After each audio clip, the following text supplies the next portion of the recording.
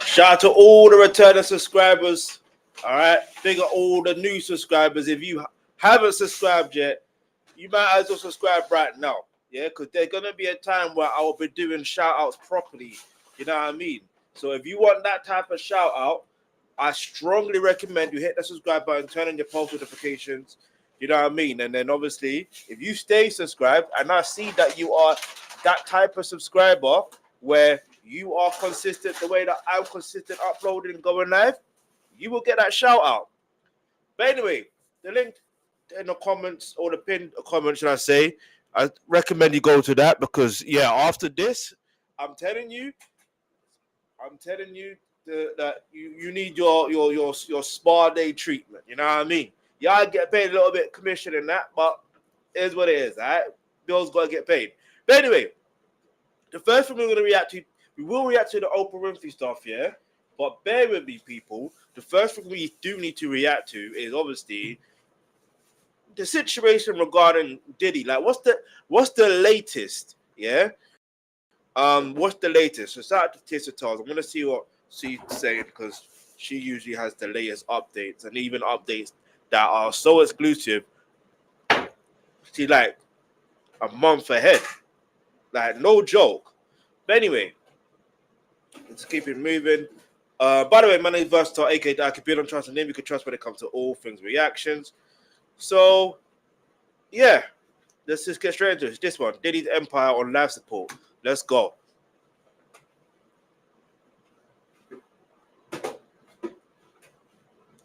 And no way, this whole ties into the situation as well, you know. Diddy's team is planting things in prison, saying that he wants us to know he's still making from prison.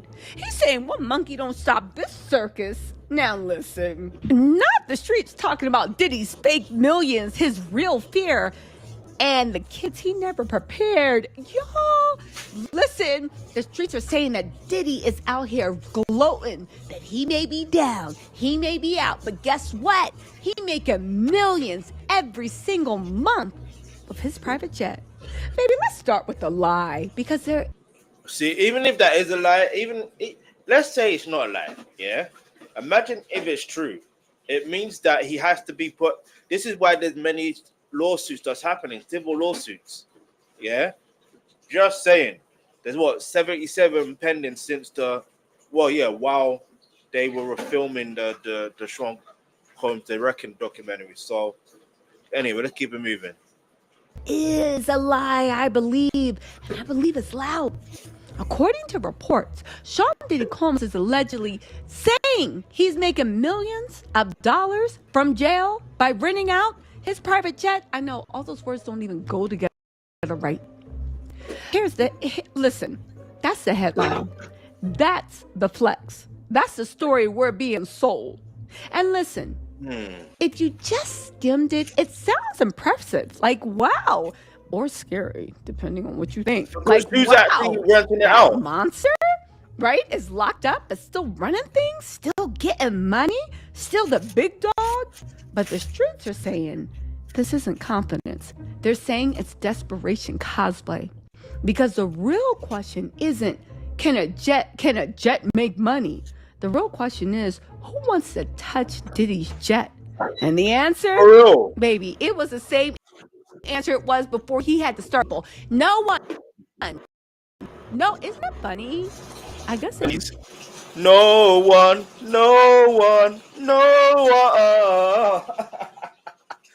Hey, yo, no, for real though,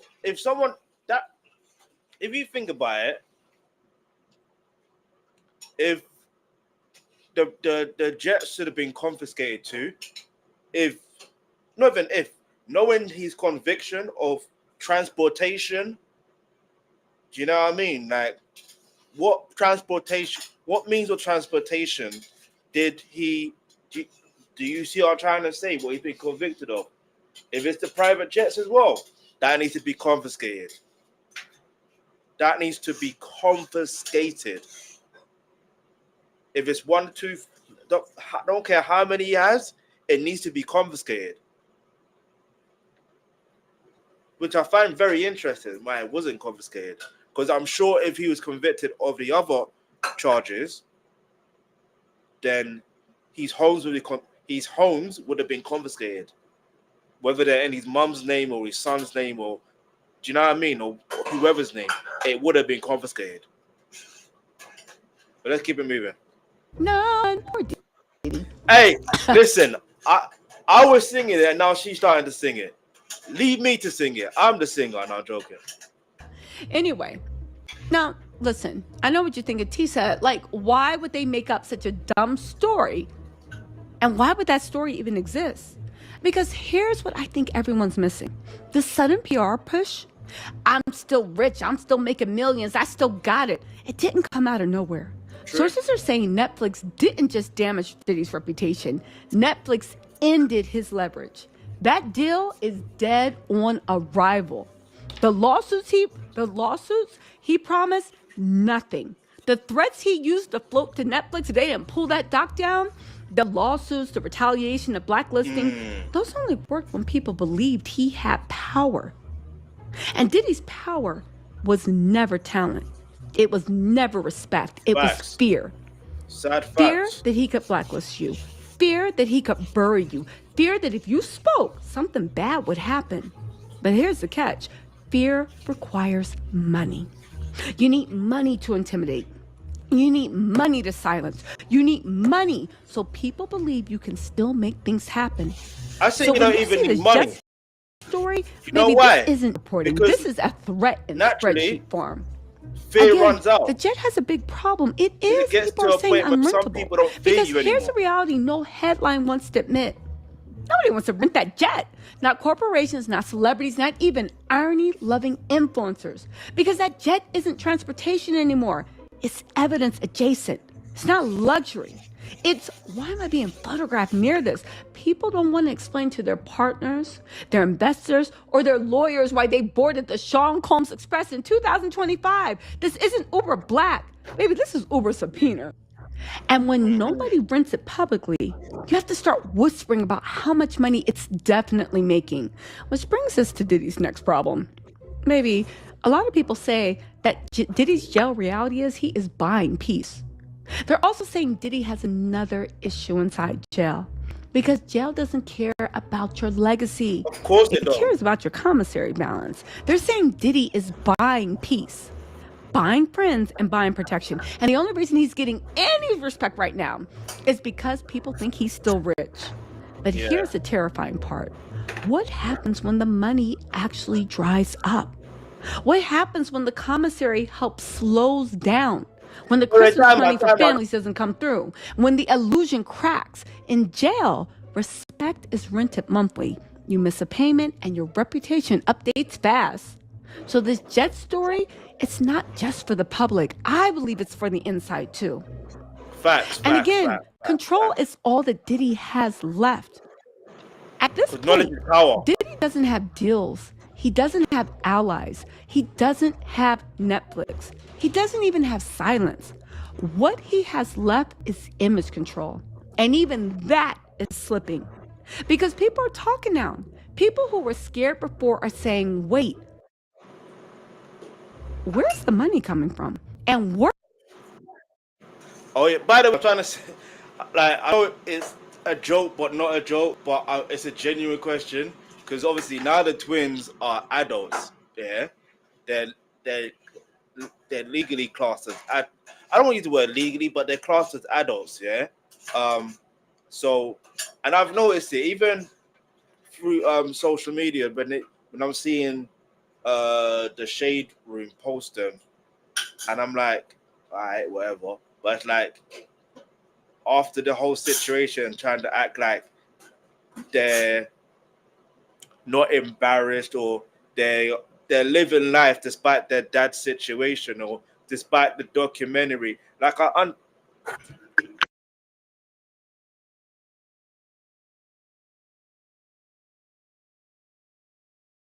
so despite the documentary being out, they are, do you know what I mean? The way they're acting.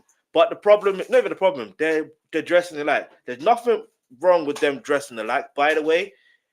It's just I'm seeing a pattern in it. Like they were dressing alike. You don't see Tia and Tamara dressing alike. Not even the Olsen twins dress alike.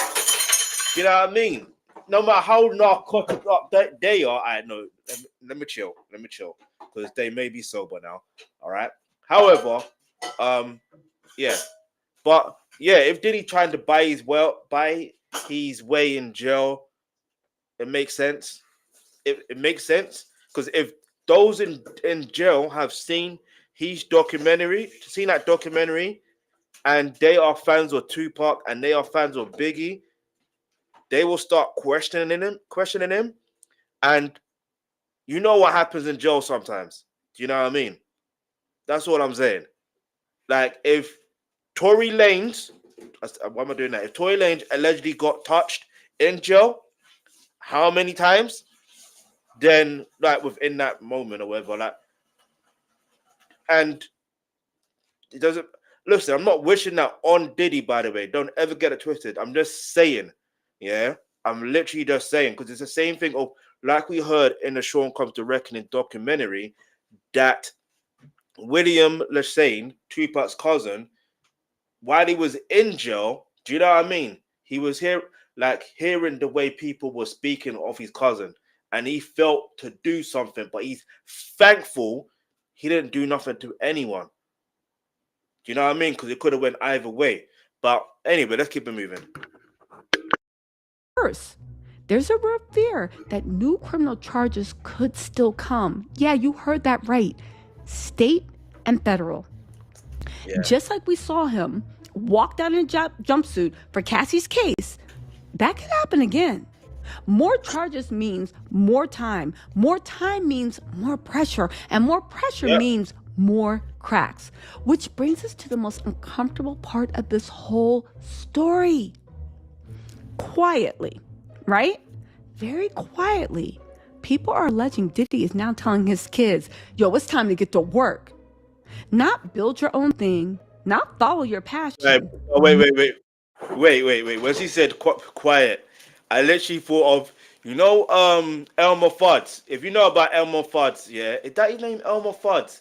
He's like, be very, very quiet. We're trying to hunt rabbits. If you know, you know. Hey, listen.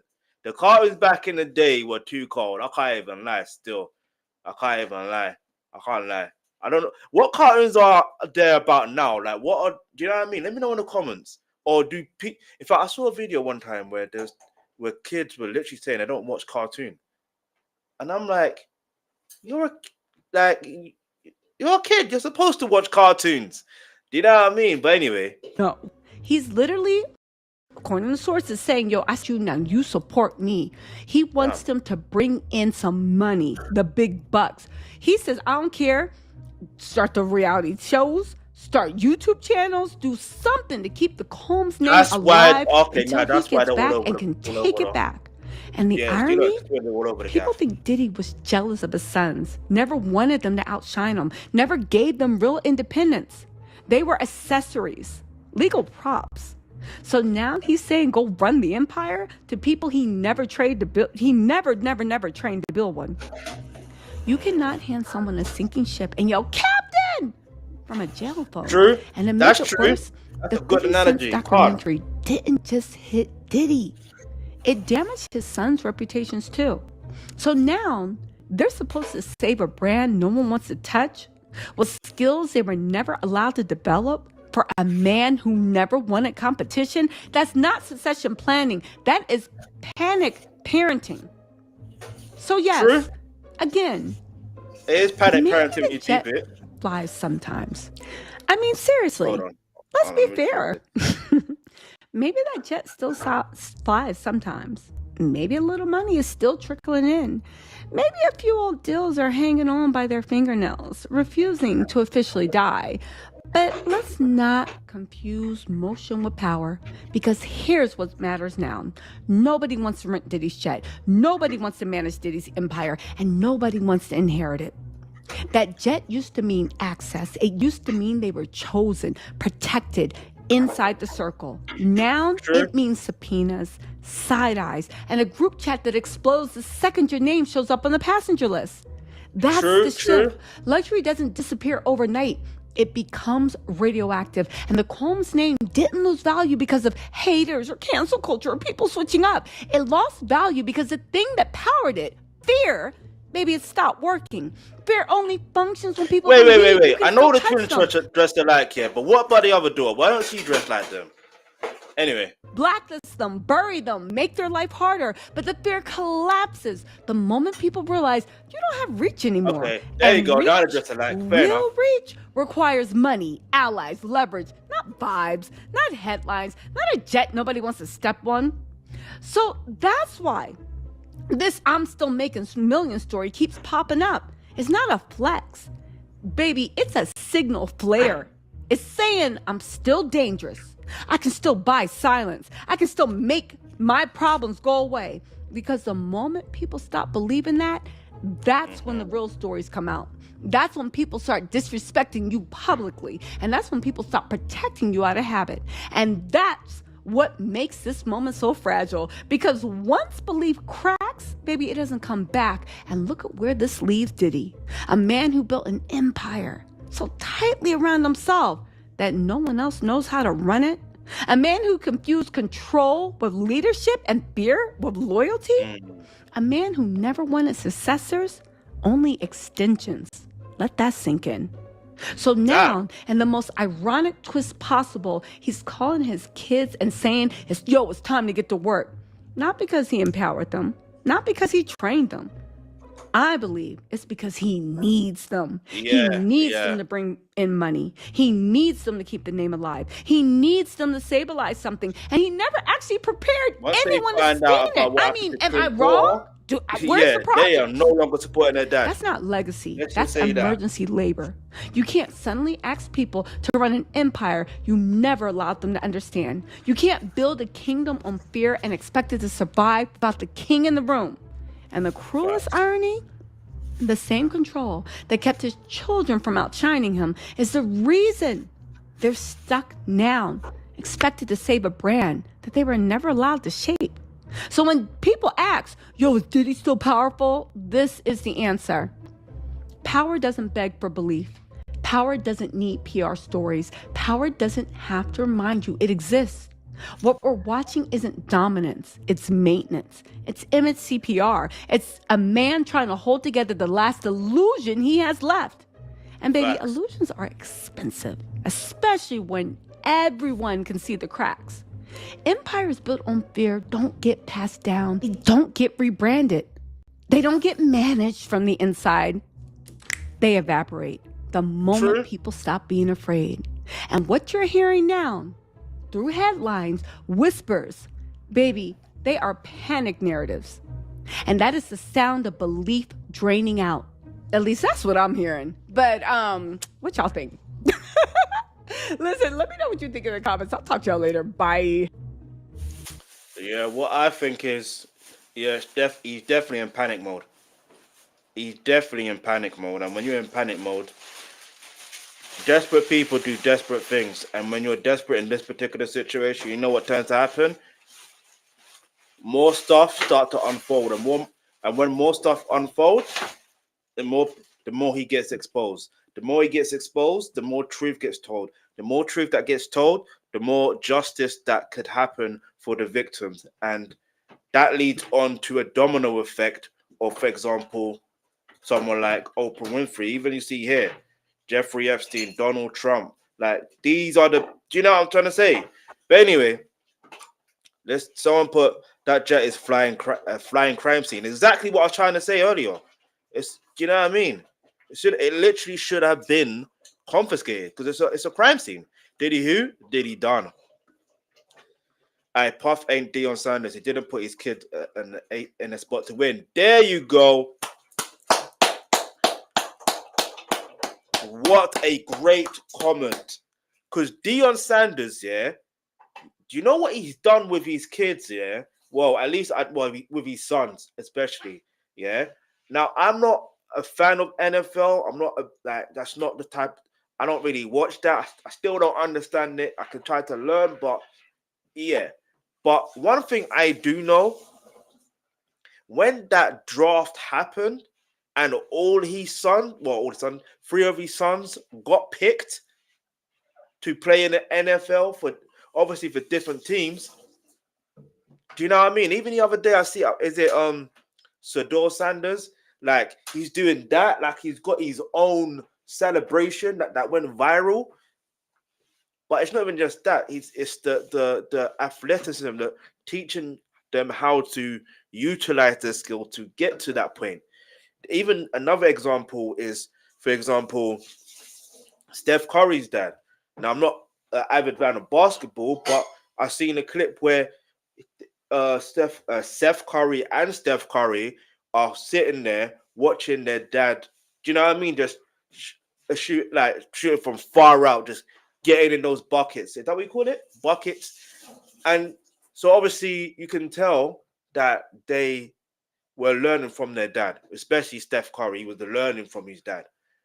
I mean, obviously some things are genetic, but he's clearly learning that work ethic from his dad. So, and then you got LeBron James and Bronny James, for example. Bronny James is playing in the NBA with his dad. The first father and son. Well, as far as I know, first father and son. Not just first black father and son. I'm talking about first father and son in the NBA like that, playing in the same team. So it's like they set them up to be able to win, if that makes sense. But anyway, let's just keep it moving, yeah? I meant to leave my comment. My comment is going to say, that jet should have really been confiscated, but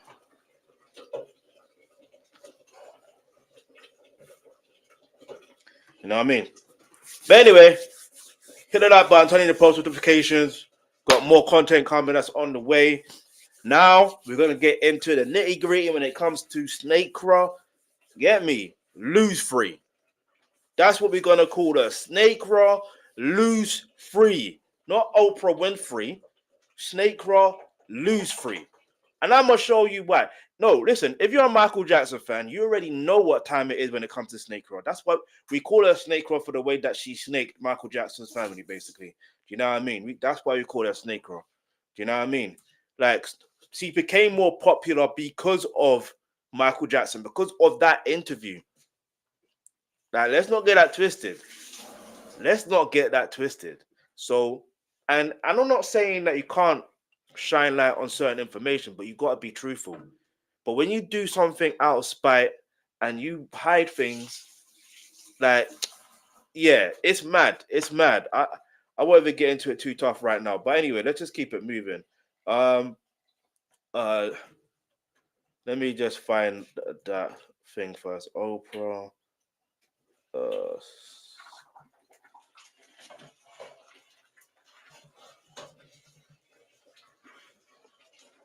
Because Oprah got the stats. But yeah, man, hit the subscribe button, turn on the post notifications. Let me know what other content you want to see next and all that stuff there. Let me see. Here we go. All right, so an honorable life, and I'm not trying to make myself look like Miss Goody Two Shoes. So yeah, you hear what she's saying. Let me see if I can maximize it. All right, so says Oprah's got the sad because she led a honorable life, yet people say bad things about her. This was on the 14th of December 2025. All right, so let's keep it moving. Let's go. The crazy stuff that's written makes me so sad, because I've lived such an honorable life, and I'm not trying to make myself look like Miss Goody Two Shoes, but I really do. You know, one of the things that Maya Angelou had said to me years ago is that I am obedient to the call. So I've done like you all have done. I mean, I can honestly say that I have never done anything to consciously cause harm to another person. I can't think of one thing that I would have done in this life. And I feel that from y'all too, some good people in here. And so to hear people say things that are just crazy, like I'm a part of a cabal and there's a whole conspiracy with children. That stuff makes me sad. Ah, conspiracy to do with children. What kind of conspiracy? Huh? Is it a similar type of conspiracy that you try to tie Michael Jackson's name towards? Yet you said nothing about Harvey Weinstein. You said, and I granted it wasn't children or young boys, but you still did say something in regards to, yeah, you still didn't say anything in regards to your spiritual healer. Now, that's to do with, you know what I'm saying? And wait, there's more. There's a lot more. But she hasn't said anything about that. Now, here's the thing. I understand. When people say rumors, when people say things about you that you believe is not true, you know in your heart to heart that it's not true. All right, fair enough. But then you got to prove that it's not necessarily. It's magic because sometimes there's some things you don't necessarily have to prove yourself. But the least Oprah can do is say, Mrs. Catherine Jackson, and to the whole Jackson family, I would like to apologize for my part. Like, this is what she used to say. I should apologize for my part in helping create a smear campaign against Michael Jackson. He was already found innocent in the court of law. He went through trial. The FBI investigated him for 10 years. I apologize for allowing Wade Robson and Dave Safechuck to try to manipulate to be able to get money out of Michael Jackson's estate, because that is clearly the ultimate goal. Please forgive me. Do you know what I mean? Now, it's up to Mrs. Catherine Jackson to forgive Oprah, but do you know what I mean? If you're a Michael Jackson fan, you ain't forgiving Oprah Winfrey. That's for certain. But anyway, there's more. Because obviously this is what C says. So consciously you say, isn't there a picture of her? There's I can't remember. I think is it Katy Perry, and then it's like Harvey Weinstein's there, and it's like I think Katy Perry looks so uncomfortable. Hey yo, it's mad, yeah. Listen, Diddy's not the only one.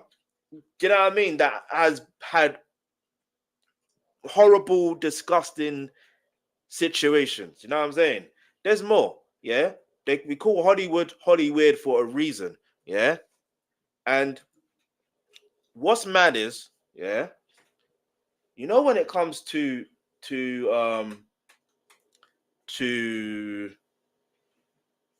yeah, so when it comes to I gotta react to this another day. Anyway, when it comes down to what's his name? To yeah, when it comes down to all of these things, you have to be truthful, right? Now, let's deep this. So, top 10 Oprah dark secrets. But yeah, man, here we go. I'm trying to think, which one was it? Okay, it was this one. All right, so top 10 dark secrets loser or snake crow with lose free tried to keep hidden. Yeah, it's already got 1.4 million views in 2 years. What are we talking about? You know what I'm saying? Because I get it. There's some things in life. Maui was given a solid $10 million to get off of the ground. $10 million donated by Oprah. We ain't ready yet. Come on, G. We're not ready yet. We're not ready yet. There's part 2? Nah, time out. Time out. We see, when I originally planned this, I didn't realize there was a part 2. So we will react to part 2 as well. But hey, yo. Yeah, so obviously in life, sometimes it could do something and it could have a negative effect or cause on someone, and you don't mean to cause them harm. That was never your intentions. And that can happen. Like, it can literally happen. But when there's a pattern of behavior, that's when it's a problem. Because there's no way you can't say you're not conscious of it. There's literally no way. Because at some point you're gonna realize as a fully grown adult, you're gonna realize your pattern of behavior. I don't care. If you're a child, fair enough. If you're a teenager, fair enough. If you're in your early 20s, just about, all right, fair enough. Because you know how sometimes, you know what I mean? There's still that. I'm not saying you don't grow after certain ages, but do you know what I mean? It's hard to explain. I'm gonna use football and as an analogy. Yeah, if you watch football, you understand what I'm talking about. There's like for example, 21-year-olds, yeah, or like let's say 18 to 21-year-olds, yeah, some or even just a bit younger, but they can enter the first team, right? The senior squad. They could do tremendously well, and they're notably called wonder kids there, usually.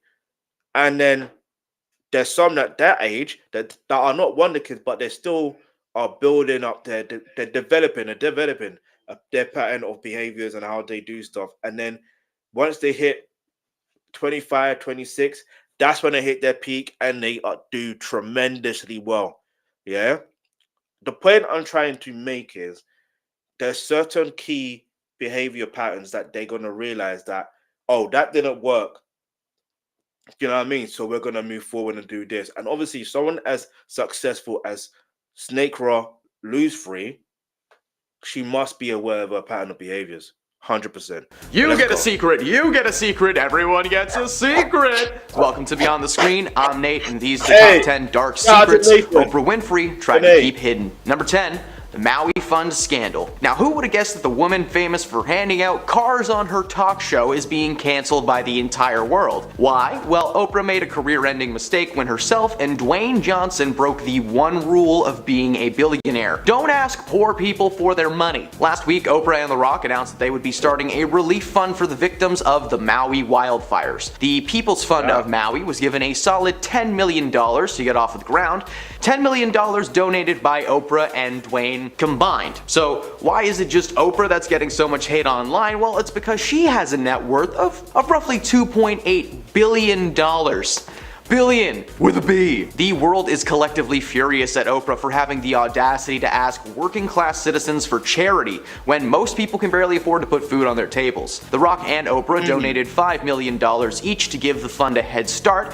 Well, guess what? $5 million to Oprah Winfrey is like 500 to us. Like, it's still a lot, but it's chump change to her. Oprah addressed all the hate online, telling the Daily Mail that she was disappointed in the reactions from the world rather than focusing on the good things and the people of Maui. The world was mad that she asked them to give her a nickel. Well, Oprah has yet to confirm if she'll be donating any more to the fund, but so far it's not looking like she will. Number 9. Her controversial beliefs. Oprah has had plenty of controversial people on her show, from so-called medical experts to psychologists to celebrities. Whatever is good for TV, it's good for Oprah. One particular incident that caused a ton of backlash for Oprah was when she did an interview with Suzanne Summers. She was brought onto the show to share her beauty secrets on how she was able to look so young. According to Summer, this treatment that she does on a regular basis will help. Suzanne claims that she rubs estrogen cream into her skin on one arm and smears progesterone in her other arm. Progesterone is just a fancy way of saying steroids. She also claimed that she took 60 supplements and vitamins a day, 40 in the morning and 20 before bed. What really stirred the pot was this woman claiming to be a health expert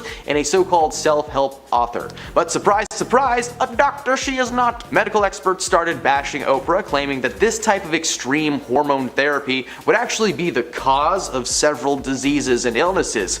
You know, like cancer. Despite Suzanne's claim that her specially made, non-FDA approved bioidenticals are natural and safe, they're actually just synthetic conventional hormones that you can buy from a pharmacy. Oprah did everything in her power to sell this idea to her audience, believing 100% that these methods were useful, and even claimed that she used the methods herself to make herself feel incredible. So this lady would rather risk her audience getting cancer than just telling them the truth. Solid. Number 8.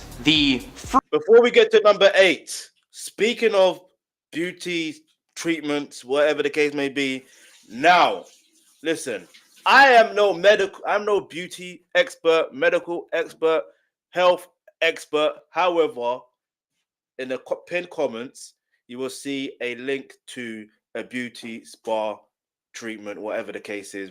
You know what I mean? Go to that link. Get me. Yeah. Knock yourself out. Not knock yourself out. That's not what I mean, all right? You know what I mean? Like, yeah. Do what you gotta do, all right? But no, for real. And yeah, I get paid a small commission. It is what it is. You know what I mean? And just so you know, you know what I mean? I'm sure, you know what I mean? You can look at the reviews before purchasing. Yeah.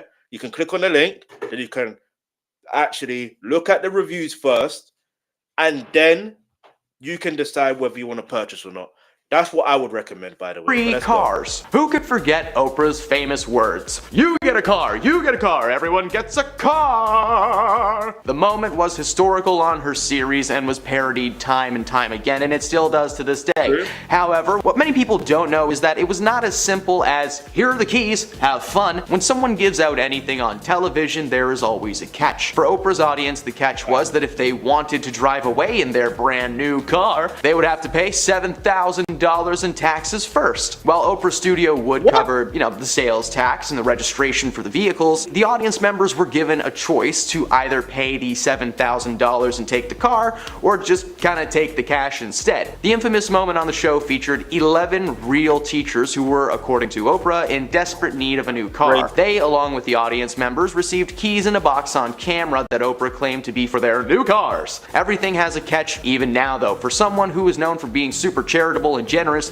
the word free clearly means something else to Oprah. Number 7, she will never marry Stedman. Oprah and her partner Stedman have been together for a long time, but have never actually gotten married. While Stedman has never explained why this is, Oprah shared her side of the story. According to Oprah, getting married would mean that she would not be able to have her own life, claiming that everything she had built on her own would be at risk, like he was some kind of a career parasite or something. The strangest part about her logic behind this is the fact that she said on air that she wanted Stedman to propose to her as soon as possible, so not sure what that is. Their relationship has survived a lot despite the years of rumors and speculations. However, a source close to Oprah said that in her 4 years working with the show, she could tell that there was absolutely nothing there with Stedman. Oprah just wanted to portray herself as a woman who loves her man, when in reality Stedman probably has a house separate from Oprah's, but it's like 1/5 the size. Number 6, the NDAs. Confidentiality agreements are not uncommon in the world of Hollywood. Marvel will literally have someone take you out if even a single line leaks to the public. In Kitty Kelly's... I'm gonna say, I think we know why in regards to the Stedman and the situation, you know what I'm saying? I think we know why. Let's just say the clue is in Gail Peasant's first name. Just the first 3 letters. Just saying. Allegedly. Let's go. Tell-all book about Oprah, the author mentions the confidentiality agreements that co-workers and guest stars were always made to sign. This included everyone from Tom Cruise to the person who made Tom Cruise's muffin. Over 500 staff members were forced to sign the document. One former employee, Elizabeth Cody, tried to write a book about her time working for Oprah, but she was apparently stopped by the courts, still being tied to the agreement that she had signed. The NDAs were not meant to be a way to keep just show secrets safe, but any and all of Oprah's secrets as well. According to Elizabeth, the document was signed by almost everyone in Oprah's life. She may have this brand of sweetness and kindness, but apparently that's not how she actually is. Elizabeth felt that she was in Oprah's pocket after she signed the paperwork. In 2010, a lawsuit was even filed against Oprah and her company because Unicus Performance Training claimed that they were fired for violating the terms of this agreement, specifically involving advertising with her name, or the website of the show. That makes no sense. Number 5, Diva. On air, Oprah is portrayed as a wholesome, sweet lady, but according to her stepmother, there is an unknown side to this woman, hidden from fans for years. According to Barbara, Oprah is one of the most controlling... That's the person I was talking about. You know what I was saying earlier. That's the person I was talking about. But let's keep it not the stepmother, but I'm talking about Gail Peasant. You know what I'm saying? people that you will ever meet in your life. She claims that Oprah would not allow them to stay at her house when herself and her husband would try to visit, forcing them to stay in hotels with money out of their own pockets. Crazy. Barbara also said that Oprah was quick to anger when it came to her staff, with several people being fired left and right over the years for the littlest things. But that's not all. Despite being a billionaire, Barbara allows her to stay at her house when she visits, something that Oprah apparently hates. The first time she actually stayed at her stepmother's place, Oprah allegedly complained that her bed sheets were not 1,000 threads and that her bath towels were not big enough. Okay, that one I can forgive. Ever use a giant towel? I'm never going back. This woman has billions of dollars to do literally anything she wants, and apparently what she wants is to make her family feel like a burden. Number 4, the vegan cleanse. Now when I learned about this next entry, I was genuinely shocked that Oprah Winfrey's show was never considered a toxic working environment. It turns out Oprah was a powerful woman when she was running the show.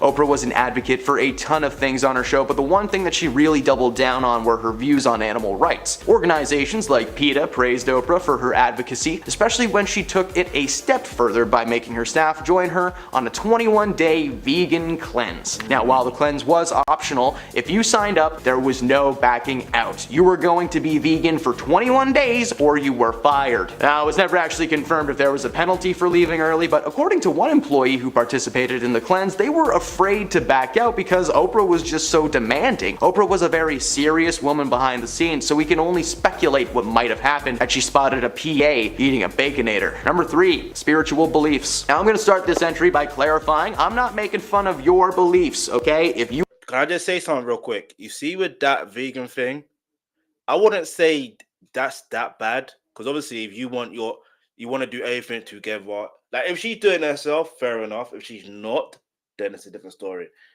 But sometimes you want to do things together and it is what it is. But I don't know. But other than that, let's go. Who are spiritual, if you're a spiritual person in any way, shape, or form, please know this entry is about Oprah and Oprah alone, okay? In an interview with Harper Bazaar, Oprah mentioned her daily morning routine that starts at 8:30 in the morning with various spiritual exercises. After reading Gathered Truth, she opens up an app called Bowl of Sake that delivers teachings of the Sufi, followed by some light meditation. The controversy here comes from Oprah inviting several self-fulfillment gurus onto her show and just gushing about one specific one named Guru Gary Sukhav's preachings. Now, Oprah herself has claimed to have secret spiritual knowledge about tapping into personal courage and giving general spiritual advice, but she stopped diving too deep into spirituality after this backlash from her fans and readers of her magazine. They just didn't like that about Oprah. Number 2, Wild Child. Several books have been published about Oprah over the years, some from her and some not. In her own book that she wrote, she revealed that growing up she was far from an easy kid to handle. When she was young, she was sent to live with her father Vernon after Oprah was caught stealing from her mother's purse. Despite being an on-screen persona known for charity and kindness,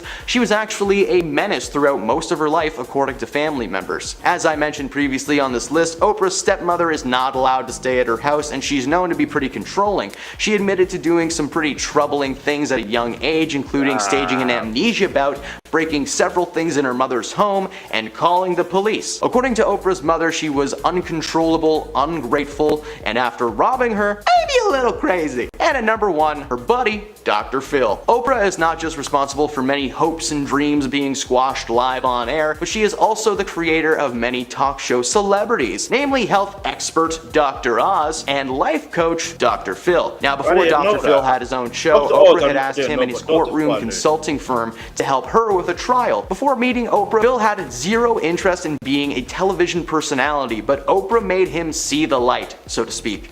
According to Phil, she helped him understand the power of these shows and what they were truly made for. For Phil, he brings people on his show who are struggling with personal issues that just so happen to be good for television. Remember that Catch Me Outside girl? Yep. Dr. Phil made her rich and famous. But it's not just Phil that's had some controversial moments though. Her other protege, Mr. Dr. Oz, has had some pretty rough moments. His show is centered around medicine and health, bringing so-called experts on every week. My mother loved this show. Oprah was partnered with both of these people, meaning that whatever their shows made, she got a little something for her trouble. She doesn't like to advertise how much she made from these programs, but considering how many episodes they have done and how long the programs have been on for, it's probably a lot. And those are the dark secrets Oprah tried to hide. Did we miss any good ones? Let us know in the comments below. As always, drop a like if you had fun and follow our channel for more celebrity content every day. Thanks for stopping beyond the screen, and we'll see you next time. Alright, shout out to Nathan. Alright, I'm gonna subscribe. I'm gonna subscribe to my channel as well. Shout out to Nathan, bro. That was interesting, to say the least. Okay, I'm gonna pause because I don't want too much music. This was like 2 years ago. Cancel Oprah. In fact, let's just go to the recent ones. So that's where Puffy Combs got his NDAs are a big part of his life.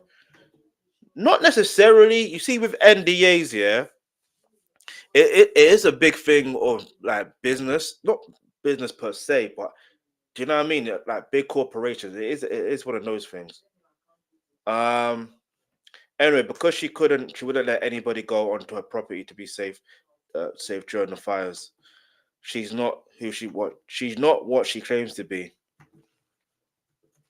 Who is here after the Sean Combs Reckoning documentary? Because it is clear Snake Raw lose free needs one on her and beyond that. Do you know what I mean? If certain things are true, that was not even added in this. Do you know what I mean? Because look, the reality is if she is saying something where she feels like there's rumors about her, that means that has to be something. I remember there was a time where someone said, and I don't know how true it was, but they tried to claim that Oprah Snake Raw Lose Free was on house arrest or something mad like that. They said her, Ellen DeGeneres. I keep calling her Ellen DeGenerate, yeah? I'll give them these nicknames. It is what it is, all right? But anyway, let's keep it moving. Turn on your post notifications. Like I said, go to the link in the pinned comments for your spa day gift package. To purchase that, either for yourself or for someone else. Yeah, I get paid a little commission here and there, but obviously, man has to get paid, got to pay bills and that. Yeah, I have to put that disclaimer there. It is what it is. But yeah, let's keep moving to the next one, which is exposing Oprah. Yeah, because I don't think that went into it too much details. I really don't think. Weinstein, then I really don't think. So let's keep it moving. In fact, let me see if I'm on the right path. No, I'm not. This is we'll come back to this. We'll come back to this. We'll come back to it. Don't worry. There's something else I was meant to react to first before this. 11 celebs who tried to warn us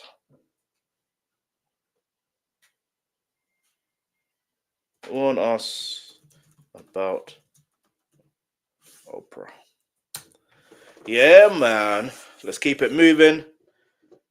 Was it? Yeah, this one. So 11 celebs who tried warning us about Oprah Winfrey. So hit the subscribe button, turn on your post notifications, like I keep saying. Let me know what you want to see next. If you have subscribed for different type of content, don't worry, I will get onto it. I've just been very heavily focused on a particular type of subject, but we'll get back onto being more diverse properly. Yeah. Anyway, let's go. she will be okay. but she hasn't slept in 2 days. She is not doing well. May I say she is not? She is not doing well. You'd think she was getting upset because someone had triggered her. Turns out those might have been crocodile tears after all. And Monique confirmed it. I would say, Oprah Winfrey, you know what you need to do, because what people are beginning to do is see you for who you are. It gets even worse when you realize her sneakiness didn't end with just the comic. Other parts of the industry also had their fair share, rappers included. She was able to say what she said, and then I had my rebuttal, and when I saw the final show, her comments were in there. Right, was in there, but yours wasn't in there. If you look at the lives of many industry celebrities out there, you might think it's all glamour, and rightfully so, but there are generally only two things that matter in talks like these: power and success. Although many of these people are successful in their different lines. No, I wouldn't say that. Not power and success, power and control. Records that didn't exist when they kickstarted their careers. In most cases, this has landed them more money and several award recognitions, but it rarely ever amounts to power. This is where people like Oprah come into the picture. The television host might have spent just as many years as most of the top celebrities in the limelight, but everyone knows there are only a few people who can touch the kind of influence Oprah has made her brand into. It's not just the entertainment industry. The woman has connections across other fields, so much so that even government officials try to tap into her influence from time to time. For the most part, look at that. Oprah has used... In 2008, who was president for America? Do you know what I mean? That influence to turn the sights of other powerful people to aspects of our society that require some work, even making a difference in entirely different countries. However, while these seem to have been her primary focus, the famed presenter hasn't always been objective with her power. Maybe if she had been cautious about using her power in situations that are not entirely ideal, she might have gotten away with it. But it's mostly been the opposite with her, as there have been almost endless cases of her not just going against the very humanitarian message she's made her brand about, but she's also crafted an entire genre of television out of exploiting other people. If you've seen her highest rated shows, you'd know that although it's impossible to take away the fact that she might be one of a kind in the industry, one of the things that has helped her rule her line of work is her focus on highlighting people's pain. Granted, there have been several people on her shows that just came there because they were successful in their line of work, or they could do something incredible on live TV, but what she seemed to have focused on above other people's success stories was their pain. It was almost like she had hacked humanity because the painful stories she seemingly used to uplift her image took a direction that couldn't be described as anything other than dark. These days, we're learning that several celebrities in the industry have already picked up on the host's knack for using people for her personal gain, and while these people had been trying to warn the world about her on different occasions over the years, we were too focused on what she brought to the table. Now the jig is finally up. Besides her consistency in getting the biggest names in show business and the entertainment industry at large on her show, another aspect of the celebrity host's consistency is being in the news for controversies with other celebrities. It gets a level darker when you realize these controversies are sometimes about the very things she's claimed to be fighting against with her brand. To the point that even when people have admitted the celebrity host helped them solve a problem, people automatically assume it's a publicity stunt. This was the case with Taraji P. Henson, who's been fighting the battle of payment disparities in the industry for years. During a recent career retrospective hosted by the SAG-AFTRA Foundation, the award-winning actress shared her thoughts, revealing that the pay issue nearly led to her not starring in The Color Purple, a movie that's been repeatedly attributed to the very host we're talking about. "I'm really tired of black women having the same story," she said. Every time you achieve something really incredible, it's almost like the industry looks at it as a fluke. Like, that was like some one-time thing. And you gotta negotiate and fight tooth and nail to get what you made the last time. Where's my raise? I haven't seen a raise in my income since Proud Mary. She then went on to speak about how her activism would benefit the female black actors who came after her. Because you know what? If I don't take a stand, how am I making it easy for Fantasia and Danielle and Hallie and Felicia? Then why am I doing this? Might be a hunch, but the fact that Henson had chosen promotions for The Color Purple to air out these issues convinced the people watching that it was a subtle complaint towards the film's producers, particularly Winfrey. The controversy became even more complicated when TikTok users began nitpicking two videos from a press event to promote The Color Purple. While analyzing the body language of the two women, TikTokers became convinced Henson and Winfrey did not get along and that the Shug Avery actress seemed noticeably gloomy and uncomfortable around her producer. You see how she looked at Taraji and quickly looks away. And now look at Taraji, look at her legs. She locks it away from Oprah, looking up, fluttering her eyes. I mean, if you're a body language expert, let me know in the comments below. I don't know. It is what it is, yeah? Because, again, you have to look at the fact that Taraji isn't the first black woman to talk about the disparity in the money in regards to acting and stuff like that for black women and stuff like that. Monique, as far as I'm aware, I'm not sure she's the first, but she did call out that time ago, and she has been calling out Oprah for a long time. For a very long time. So, you know, it's interesting to see this, man. But who really is behind it? So if Oprah or Stinkra is behind this one in this particular situation, it would make sense to why Taraji is gonna feel off about it, but she's gonna show up regardless, because you know what I mean? Be professional. Kind of hold back tears. This TikToker also questioned why Henson was the only actress Winfrey didn't touch. Oprah is all closed up. She's not even trying to open up and was closing in on Oprah. Oprah pulls out, trying to find an escape, goes right behind Geno Brooks. And look at Taraji's face. She's just like not having it. Following this, Taraji quickly did some damage control.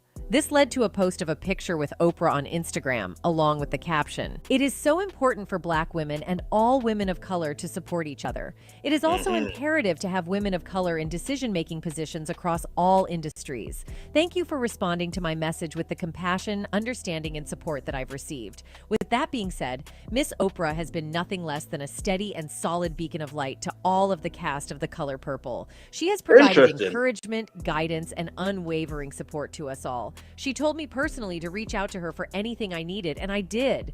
It took one call, one conversation, and one decision-making Black woman to make me feel heard. Thank you, Miss Oprah, that's what she's saying. That's what she's saying. The statement, besides seeming like an obvious ploy at doing damage control, was to imply that Winfrey was the reason Warner Bros. Later agreed to pay the actress the amount she was asking for. Well, let's just say people didn't exactly buy into her storyline. Following Henson's Instagram post, her comments were flooded with fans letting their disbelief in the attempt known. One person wrote, "I don't buy it, but I support you, Taraji." Others straight up admitted that the celebrity host might have forced her to write it. The individual added, "I know they told you to write this. Stay strong." And these weren't even the only people that noticed something was off, as a different user also added, "Body language don't lie. Oprah see and know that you are talented ASF. You are very good at what you do. She an undercover hater." The reason why most people felt that way is that a couple of years back, Monique was in a similar pickle with Winfrey at the center of it all. The Oscar winner previously accused Winfrey, as well as filmmakers Lee Daniels and Tyler Perry, of blackballing her. The comic was public about the disagreement, which stemmed from the directors of the film Precious, which included the celebrity presenter refusing to pay her for an out-of-contract promotion of the movie in a different country. At the time, she told the audience in an expletive-ridden monologue during the 2017 Apollo Theater performance, "I was not blackballed, I was whiteballed. Thank you, Mr. Lee Daniels. Thank you, Mr. Tyler Perry. Thank you, Miss Oprah Winfrey."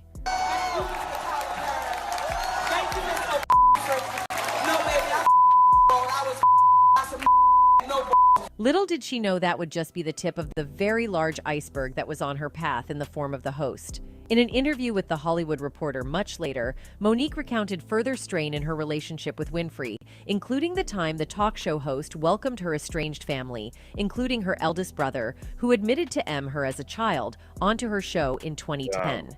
Following her Oscar win that year, Winfrey informed Monique that her brother called her and wanted to be on the show to let her know how parents can watch out for Monique recounted. She then said, "Do you want to come on the show? Because he wants to apologize to you?" I said, "Oprah, I don't want no part of that." While she gave Winfrey her blessing to tape the show with her brother, she was horrified to see other family members, her parents and another brother, who downplayed the abuse on the show. Monique claimed she and Winfrey had a lengthy conversation before the episode where she shared that she and her mother were not on good terms. We weren't even speaking. Then I see the show, and I can tell that my mother is trying to make $1. I know my family. She contacted Winfrey feeling betrayed. I reached out to everybody I could to try to get to Oprah, Monique said. No, nothing. It just went dead.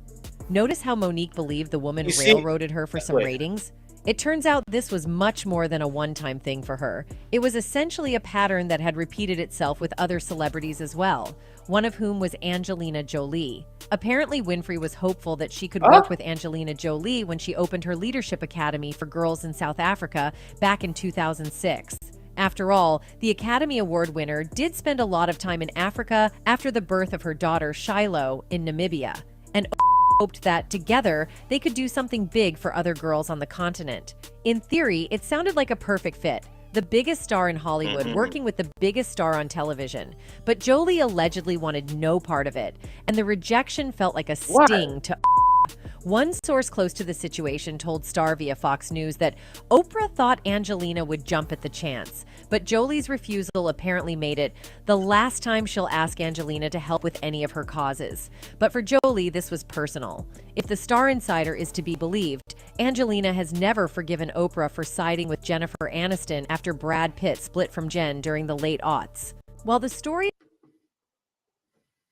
Alright, it's personal. Cool, fair enough. Do you know what's mad? I'm just thinking about it, yeah, just because this is a lot, yeah. So obviously what we're seeing here is a celebrity situation. And so we're going from Monique to Taraji, now Angelina Jolie. So yeah, this is mad. Like, now obviously, let's be real, the Angelina Jolie situation is, yeah, that can happen. Because some people will pick sides. It is what it is in regards to those type of things.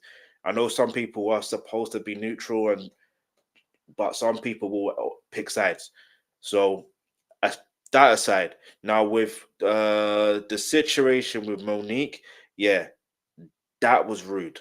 That was downright damn disrespectful. That's unforgivable. That's unforgivable. That literally is unforgivable. I'm not just talking about the trying to do work that's outside your pay grade, that there was no agreement for you to do that type of work. Yeah, I'm not saying that. Yeah.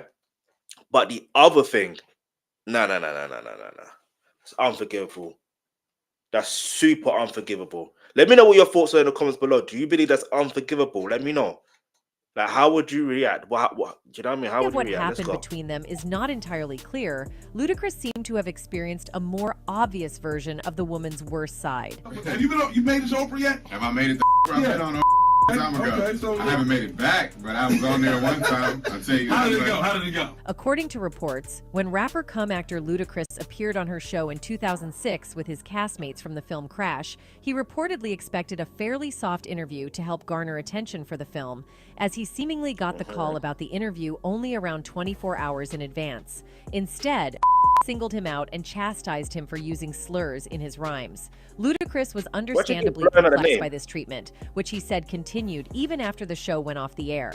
He later accused Oprah of editing out his rebuttals and comments and leaving her own untouched. He told GQ, of course it's her show, but we were doing a show on racial discrimination, and she gave me a hard time as a rapper when I came on there as an actor. It was like being at someone's house who doesn't really want you there. Do you know what's mad? Yeah, I've always known of Snake Raw, Lose Free, to always have a disregard and disrespect to the hip hop community, always. So you know when 50 Cent, I don't know if they'll talk about it in this, but 50 Cent named his dog Oprah. You know what I mean? Named one of his dog Oprah. I kid you not. She cut you off. Right. She edited out what you had to say. Pretty much. Okay. That's what it came down to. That was the only time I was on Oprah. Okay, and then whether we get invited back or not, did you call and say why? Although rappers 50 Cent, Ice Cube, and K Mike have also publicly criticized her for not supporting hip-hop, she later told MTV, "I'm not opposed to rap. I'm opposed to being marginalized as a woman. Well, speaking of not supporting hip-hop, Ludacris was just one of the names on that list, as there have been a few others with similar stories, and 50 Cent might have been the only one to stand up against her about it. You named your dog Oprah, didn't you? Yeah, I did. I told you. What did I say? We're going to beat it up. What did I say earlier? Like, what did I say? Hey, yo. 50 Cent ain't afraid of nobody. Nobody. Could he end up doing a documentary on Oprah, aka Snake Robert, Louis Free? Stand up against her about it. You named your dog Oprah, didn't you? Yeah, I did. I did. Look. I remember that. No, look. Every time she made a mention to hip hop culture, it was something that was wrong with it. 50 Cent has had long-standing feuds with several rappers, yet not all of his issues are confined to the world of hip-hop. During an interview with The Guardian, Fif explained why he was at odds with Winfrey. During his rise to stardom, 50 Cent wanted to solidify himself as a success by making an appearance on her show. Not only would this mean a lot for an ex-drug dealer from Jamaica, Queens, but it would have also proved to his grandmother, who was a huge Oprah fan, that he was doing something productive with his life. But when the idea was pitched to Oprah, she made it clear that she wasn't interested in what 50 Cent had to offer. She was completely against everything that was in my music, 50 said, so she ain't never going to have me on that show. I'm never going to reach that platform, which is confirmation of you being a huge success. So I just said, okay, if we can't be friends, then at least let's be enemies. And it was something that was... Hey, 50's mad. Nah, 50's mad. He said, hey, listen, if we can't be friends, we're enemies. If we can't be friends, we're enemies. No, but on like, all jokes aside, it's like if you're only seeing one side of, if someone's only seeing one side of your passion and what you care about, and you obviously try to see what you care about from a whole different perspective. Do you get it? And obviously, if you listen to 50 Cent's music, yeah, you can say he talks about certain things, but for the most part, it's actually motivational. Have you heard Harshless Ambition? Listen to that song. Have you heard even Many Men is slightly ambitious. Not what's the word I'm looking for? But anyway, motivation. Then there's if I can't do it, it can be done. That is motivation. Listen, then there's all right, when it comes to 50 Cent music, we'll react to that for another day, for another topic, yeah? But anyway, let's go. On my CD, that was the largest debut in hip-hop album. You're looking at it and you're saying that everything that's wrong with our culture is why I'm a success. 50's problem with Oprah might have been premised on his identity as a rapper, as she seemingly hated hip-hop. But even people outside that genre also voiced out their problems with the famous presenter. This was the story of singer Seal. Years back, the vocalist called her out for being a hypocrite and said that she was aware of the rampant problem of SA in Hollywood. Let's go back to the Golden Globes for a second. Oprah... Wait, no, pause for a minute. Wait, what? Seal? All right, no. Seal? Out of all people, Seal. It's mad because today, the day that I'm doing this live, and if you're watching the playback, is what it is. I saw a picture of his son in it, and it's mad because he looks exactly. It's like when the son looked like the dad in it, but it's like you could tell. Anyway, it's mad. Or not mad, but you get the point. DNA in it, but it's seeing. When you see them when they're young. And it's like raw, like they are fully fledged grown now. Like what's going on? You know what I mean? Obviously, it's a human thing in it, but you get the point I'm trying to make. No, but anyway, because there's a picture with him and his mom in it. You know what I mean? Is now being criticized for her speech that night by a very unlikely star.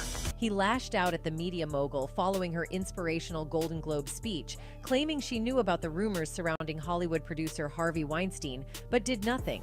The talk show host's widely applauded speech focused on the plight of SA'd women and the Me Too movement. But the singer has accused the media maven of being an example of sanctimonious Hollywood. He took to Instagram shortly after, sharing a shot of Winfrey with the disgraced producer at 2 events with a meme that read, "When you have been part of the problem for decades, but suddenly..." All right, boom. That was the picture I was talking about earlier. When I said I thought it was Amy Winehouse, not Amy Winehouse. Who did I say earlier? Katy Perry. I don't know who this is. Let me know in the comments below. Who is this woman? Let me know. And clearly you can see that's Harvey Weinstein there and that's Snake Raw there. Like, you can clearly see that she looks very uncomfortable. And it's not like, I'm no body language expert, yeah, but she looks very, very uncomfortable. Very uncomfortable. But anyway. They all think you are the solution. The 60-year-old singer took it one step further, captioning the meme that Winfrey knew about the various misconduct allegations against Weinstein. You'd heard the rumors, but you had no idea he was actually serially A-ing young starry-eyed actresses, who in turn had no idea what they were getting into. My bad. For an added point, he hashtagged the post with #sanctimonious_Hollywood. Damn. Following Seal's post, we didn't hear much from Oprah, but most people weren't surprised because this wasn't the first time the host had denied a fairly public disagreement with another celebrity, seeing as she had also done something eerily similar with Whoopi Goldberg. Per several news outlets, of all the celebrity feuds over the years, Winfrey and Whoopi Goldberg's may have been the most low-key. Some of you may not know, but Whoopi and I really hadn't seen or spoken to each other in years. And then this summer, we ran into each other at a gathering at Tyler Perry's house. Right. Whoopi came up to me and she said, "Can I just ask you something?" She said, "Did I do something to you?" Winfrey recalls during a Color Purple reunion on her show. I said, "What are you talking about?" Winfrey explained. Whoopi says, "All these years, we've been disconnected and I just want to know, did I do something?" I said, "All these years, I thought you were mad at me." All these years, we've been disconnected, and I just want to know, did I do something? I said, all these years, I thought you were mad at me. Goldberg, who is now 68, hadn't appeared on Winfrey's show in nearly 20 years, but couldn't recall any fight between the two. "It's crazy," she replies. "It's crazy," Winfrey agrees. So I thought, "You think I'm mad at you?" "I thought you were mad at me," adding, "What was that?" Goldberg replies, "Who knows?" While they managed to make it look like nothing had been going on between them, everyone knew for a fact that all was far from well. In other cases, though, she made it more than clear she had a problem with certain celebrities, as she did with Ice Cube. The rapper-cum-actor claims he was snubbed by Winfrey and The View, as the media mogul and the daytime talk series both declined his request to appear on their respective TV shows. I tried to go on The View. They didn't have me on The View. Why? Well, a few of the guests just really didn't like where I was coming from. So, or a few of the hosts. During the mogul's appearance on Tucker Carlson's Twitter show, he recalled his failed attempts to be booked as a guest on both programs, attributing his exclusion to his polarizing view on various political matters. "I've been excluded on Oprah," he said, adding that he's unsure of the cause of Winfrey's perceived aversion to having him on her platform. "I don't know that it is. I had a movie called Barbershop that I wasn't invited to participate with the cast on Oprah's show. I produced a show called Black White. It was a very controversial show, and once again, Oprah had the whole cast on, and I wasn't invited. Damn. So I don't know what that's really about. I really don't know. It's because you're from the hip hop That's culture. something that That's I would why. love to find out." Unlike Ice Cube. No. Let's be real. It's not because of his political views or anything like that. It's simply because he's from hip hop culture. I know it sounds mad, but that's exactly what it is. Look, I don't know if you're familiar with Noriega, not the, you know what I'm saying, but Nori. You know what I mean? Originally from Drink Champs, but originally from CNN, not the new channel, but Capone and Noriega. But anyway, that aside, the rap group. So basically, he said hip hop is like their own race. Basically, it's essentially that. When you deep it, based on how Snake was moving, do you know what I mean? In regards to when it comes to hip hop culture, yeah, you could tell. If anything, if she was to bring in any more, if she was to have her own show again, I'm pretty sure she would bring on particular type of artist, and one of them would be Drake. No disrespect, yeah, but Drake ain't really for the culture like that, is he? Do you see what I'm gonna say? And then maybe someone like, I don't know. Listen, I don't want to say anything out of bounds in it, but the point I'm trying to make is clearly she doesn't like hip hop. And that's fine if you don't like hip hop, but just say it. Like, I don't like hip hop. Don't want it on my show. You could bring your cast if you want, but that's fine. Just keep all the way a buck, innit? Don't say it. Don't do things or act as if. Do you know when you're trying to play someone and it's like, yeah, playing in someone's face? Nah, don't do that. You're a grown adult. Speak. If there's an actual problem, say it. If you can't say it, then yeah, there's something wrong with you. Seemed to have been intentionally ignored by the famed hostess. Chris Brown was more or less at the end of her verbal attack barrel. According to reports, Chris Brown allegedly thought Winfrey should have reached out to him, as she did with Rihanna, in the wake of his assault case against his ex-girlfriend, calling the slight a slap in my face. The talk show queen, however, just wants the singer to get help. Love doesn't hurt. I say they've been saying this to women for years. Right. Love doesn't hurt. And if a man hits you once, he will hit you again. At the time, Winfrey dedicated a month-long episode of her talk show to all the Rihannas of the world, which focused on DV. Brown told people he was not happy with what he saw. I commend Oprah on being like, this is a problem, but it was a slap in my face, Brown said. I did a lot of stuff for her, like going to Africa and performing for her school. She could have been more helpful, like, okay, I'm going to help both of these people out. In a statement to TMZ, Winfrey's rep responded to Brown's sentiments about the episode, saying, Oprah is very appreciative that Chris Brown performed at her school, but she takes DA very seriously. She hopes he gets the counseling he needs. If Oprah triumphed over Chris Brown, then you could say she absolutely dropped the hammer on James Frey, the author of the partially fabricated memoir, A Million Little Pieces. Oprah selected the memoir as her book club selection for September 2005, and the paperback version immediately shot to the top of the New York Times bestseller list for 15 straight weeks. All of the publicity wasn't great for Frey, though. After he appeared on the show to discuss the book, the smoking gun started digging around for his mugshot from an anecdote in the memoir in which Frey gets arrested. As it turned out, they couldn't find one because the incident never happened. Soon, the veracity of the whole book was under suspicion. This hullabaloo embarrassed the celebrity presenter since she'd brought the book into the spotlight in the first place. Frey later appeared on her show again in January 2006 to explain himself and contend that the same drug addiction the memoir recounted led him to lie in his writing. Oprah would have none of his equivocating, though, and sternly chided Frey, I feel you betrayed millions of readers. She wasn't done, though. She then had Nan Talese, Frey's publisher, defend the decision to market the book as a memoir. Under intense questioning from Oprah, Talese finally admitted that she hadn't actually fact-checked the book. Talese would later viciously decry Winfrey as fiercely bad manners, but the damage was already done. Winfrey had deftly humiliated both in front of her enormous TV audience. With most people in this compilation, it's clear that the celebrity host was open to destroying them for the slightest reasons, even if that reason was the very thing that gave them a livelihood. For some fans, this paints a perfect picture of her character. Others define her character as even worse because of the kind of company she seems to get roped up in. One of these people wrote, isn't it ironic that Oprah is involved with so many shady characters such as John Todd, Joel Osteen, Harvey Weinstein? Very telling who she associates with. Looks like people have been heeding the warnings about her after all. The question is, how far does her alleged dark side really go? Tell us what you think in the comments. That's it for this video. Goodbye. Hey, yo, but that's not it for more things that we could talk about with in regards to Oprah, because we're going to do another one, expose Oprah in a minute. All right. But let's just see the comments real quick. It said protect Black Legacy. Obviously, I'm subscribed to that channel. Yo. All right. Subscribe to my channel as well. Hit the subscribe button, turn on the post notification.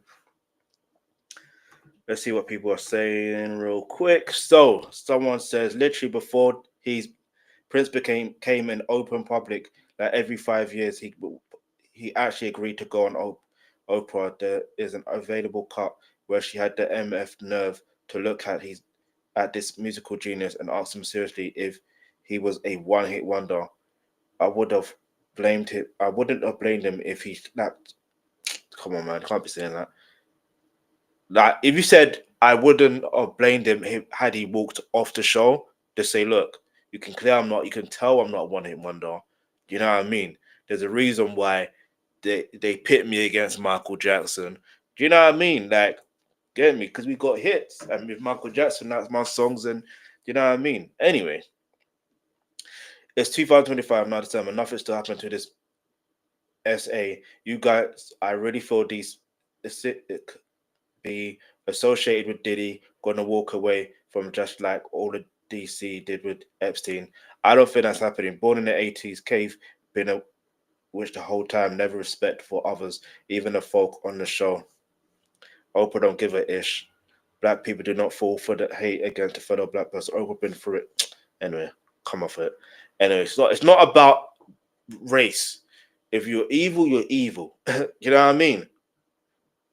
Anyway, if you've done wrong, you need to be held accountable for the wrongs you do. You know what I mean? Like, it's as simple as that. And wait, there is a lot more. But best believe when other celebs are more ready to speak, they will on Snake. You know what I mean? When they're ready to speak, they'll speak. Anyway, turn on your post notifications. We've got more content coming. Yeah, man. Where was we? Exposed. Oh no, it was Oprah exposed. And by the way, go to the pinned comment and you'll see a link to a beauty spa day treatment package. Yeah, so if you feel you know anyone that could benefit from that, then let me know in the comments below. So click on the link below and you'll be able to see it. Where was I? Hold on. There you go. Exposed Oprah. There you go. I was wondering where it was. Anyway, let's go. It's like a year ago. Then we will have lost this moment. She said my brother wanted to come on the show and talk about me. I said I don't want nothing to do with that cat. I shared with her that me and my mother. Hold on. So Rose McGowan has put Oprah on blast. He seemingly suggested in the caption that Oprah knew the Hollywood producer was mistreating women. And if we make this just about Harvey Weinstein, then we will have lost this moment. She said my brother wanted to come on the show and talk about me. I said I don't want nothing to do with that cat. I shared with her that me and my mother was not talking. I shared with her I was hurt. I don't need the world seeing how greedy my mother is. So to put our brother Michael Jackson, I'll say try to taint that man's legacy, and he can't defend himself.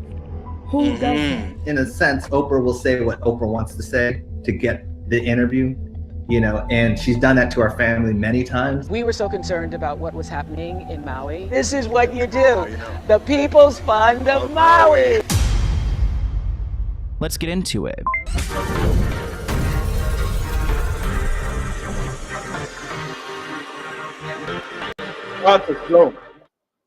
Support for today's episode comes from Honeylove. Honeylove has revolutionized the wireless ball game with supportive bonding that eliminates the need for uncomfortable wires and unnecessary bulk.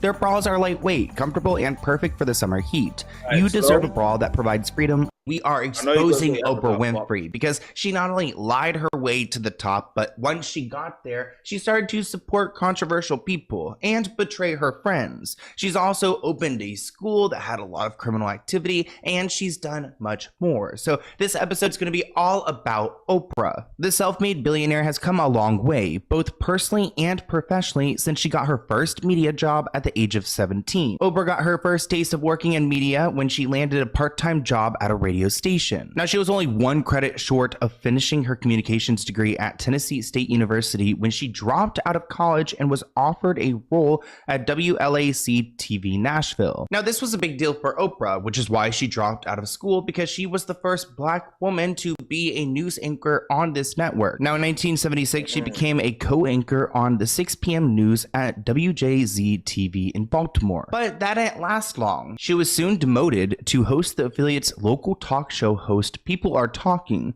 which she said later made her realize that hosting a talk show was the career for her. And she did really well at it, and the network noticed. 1 year later, Oprah struck a deal and the program was renamed The Oprah Winfrey Show. It went on to become the highest rated talk show in television history. Now, with all of her business and savvy investments, including a stake in Weight Watchers, whose stock reportedly rose 500 after her involvement, it's not surprising that Oprah has built a sizable net worth, about $2.8 billion. I mean, she scares me. Out of all the people I cover, she's one of the scariest. Like, if I ever did magically disappear, knock on wood, maybe it's Oprah's fault. But Oprah's upbringing wasn't easy. She reveals that she was abused by several of her relatives when she was a child. At the age of 14, she became pregnant with her uncle's baby. 2 weeks after she gave birth, her son, whom she later named Ken, died in the hospital. In 2021, Oprah opened up about what she had gone through, subjected to by her then 19-year-old cousin. She said at 9, 10, 11, 12 years old, she was R-worded. Oh no. She said, I didn't know what R-word was. I certainly wasn't aware of the word. I had no idea what intimacy, sex was. I had no idea where babies came from. I didn't even know what was happening to me, and I kept that secret. From assault to painful discipline she refers to as whippings.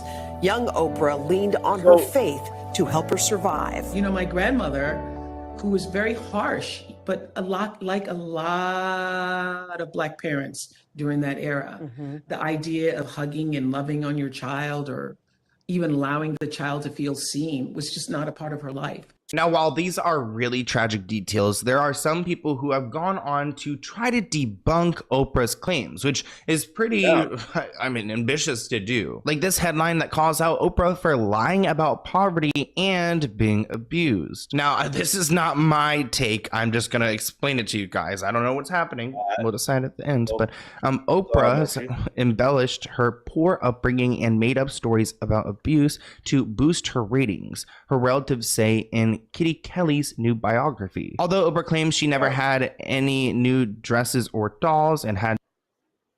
That's interesting, yeah, because you know what it is?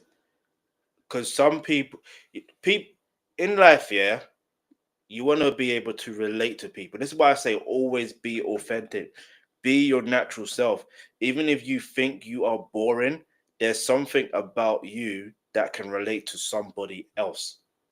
Do you understand? This is why I'm not afraid to be myself. I'm not afraid to say what's on my mind, although I want to be careful with some things I want to say based on, for example, policies like YouTube community guidelines, for example, just being within that tip. I can also be if possibly morally and ethically correct. Do you get what I'm trying to say? Because yeah. Anyway, that aside, the point I'm trying to make is it's okay to be yourself. It's okay to, no matter what you do, just be yourself. Do you know what I mean? Obviously, workplace, you're going to have to become completely different. Not completely different. Still be yourself, but like, don't tone it down. Because you being yourself could be the change that's needed in the organization you work for. Just deep that for to adopt 2 cockroaches as pets growing up in rural Mississippi. Oh my gosh. Her cousin contends that she was actually spoiled as a little girl. Quote, where Oprah got that nonsense about growing up in filth and roaches, I have no idea. I confronted her and asked her, why do you tell such lies? And Oprah told me that's what people want to hear. The truth is boring. Ooh, wow. Manipulation 101. That's a big part of Oprah's brand is manipulation. She tries to portray herself as some holy figure that has survived so much and is so deserving of where she's at and so giving. Yet she's still sitting at the same table as some of the most problematic people out there. Controversial figures. Now, Oprah has had her fair share of problematic friends, like celebrity Brazilian healer John of God, who was featured by Oprah and was charged with harming people. Now, he calls himself John of God, which already rubs me the wrong way. Like, no one's a god, easy, you're not a god, like, please, I can't. He dwells in the Brazilian village of Obayuwana. I'm sorry, I'm so bad at just everything. It's an unremarkable countryside transformed into a fanciful spiritual tourist mecca for his believers, where everybody wears white and waits in line for a moment with the celebrity healer they've come to see. 60 Minutes did a special about John of God, and here's a little bit more about him. He calls himself John of God, but there's nothing godly about him. Thousands of people flock to him, hoping for a cure to their pain, but leave fleeced of their money.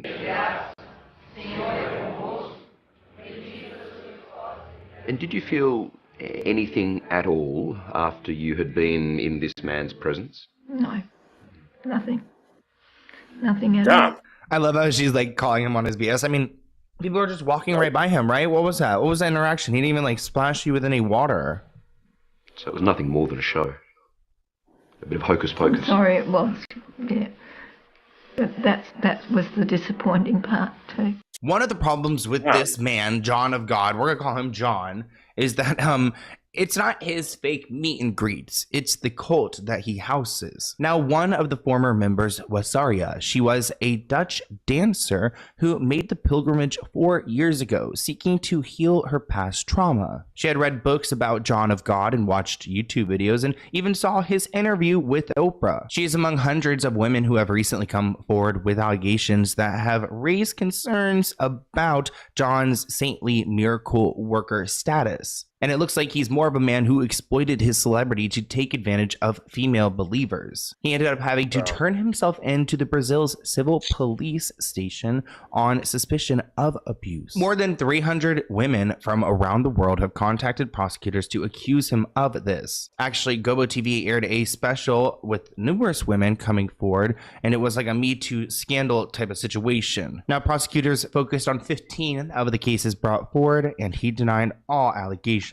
Someone you guys have definitely heard of before is Harvey Weinstein. Like, while we're talking about Me Too, let's talk about Harvey. Oprah and Harvey have had a professional relationship that stretches back 2 decades. There are many photographs of her kissing and hugging the mogul at award ceremonies and events sponsored by the Weinstein Company. She has starred in and produced movies that his company has distributed, including The Butler and The Great Debaters. He has been accused of harming over 80 women. Actually, one, in fact, named Oprah Winfrey, saying that in 2014, she was brought into his hotel room and he used his relationship with Oprah Winfrey to groom his victim. The victim claims that she was impressed by Harvey when they met in London because he had Oprah swinging off his arm. She said, quote, "I thought obviously this man has something amazing in store for me." She alleges that she met with Harvey in a hotel room to show off her reel, but he just wanted to use her for her body. Took hold of me and pretty much forced me to walk with him to the bathroom, where he stood me in front of the mirror and he stood behind me, and I was like, "What are you doing?" And I'm like, and he's like touching me, rubbing me, and he's like, "Just relax." And I'm telling him to stop, and he would raise his voice, but at the same time he kept reassuring me that everything's going to be okay. Because Oprah is... Damn, I have to pause on that for a minute. Just hearing these things, it's traumatic, for real, for real. I'm gonna say something, yeah. Just as a warning for those in the movie entertainment industry, go to their place of work. So let it be an office. Make sure there's a receptionist. Make sure there's CCTV footage. You know what I'm saying? Like, I know it sounds mad to say, but I'm just trying to look at prevention. Do you know what I mean? Because we don't want any of these things happening further down the line. We don't. So that's what I'm just trying to think of. But yeah, let's keep it moving. But yeah, I'm gonna say, has Oprah done a special on her friend John or Harvey Weinstein? If she has, let me know in the comments below. Maybe I have to react to it. I don't know. But anyway, let's go. So influential and she's so close with Harvey, she had to respond to the Me Too movement. She says she tries to look for the rainbow in the cloud, whatever the silver lining is. Like, I do not understand what rainbow she's talking about, what silver lining could be out of this situation other than your close friend is now locked up. And if we make this just about Harvey Weinstein, then we will have lost this moment. Winfrey said, I'm always trying to look for the rainbow in the cloud, whatever is the silver lining. And this is what I do know for sure. Something that's major happens when you have the fallout, 50 women coming forward, that it's a watershed moment. Now, people started to turn on Oprah because of this. Actually, Seal accuses Oprah of knowing about Harvey's actions. She did a speech at the Golden Globes, and Seal went onto Instagram to call out Oprah Winfrey, saying that she's part of the problem, and she has been for decades. He published a pair of photos of Oprah with Harvey, including one in which she's kissing the producer's cheek. Seal wrote, "Oh, I forgot. That's right. You heard the rumors, but you had no idea he was actually serially assaulting young, starry-eyed actresses who in turn had no idea what they were getting into. My bad." Which makes it seem like this one right here down in the corner is like a victim of his. Which is that like Rita Ora? I don't actually know. I think that's Rita Ora. He said, "Yeah, it is Rita Ora. That is Rita Ora." Originally, I was thinking it's Katy Perry, but that is Rita Ora. It has to be. Well, it doesn't have to be, but yeah. Come to think about it, that error. I say error. You know what it is? Rita Ora and Katy Perry, and there's someone else. They sort of have a similarity.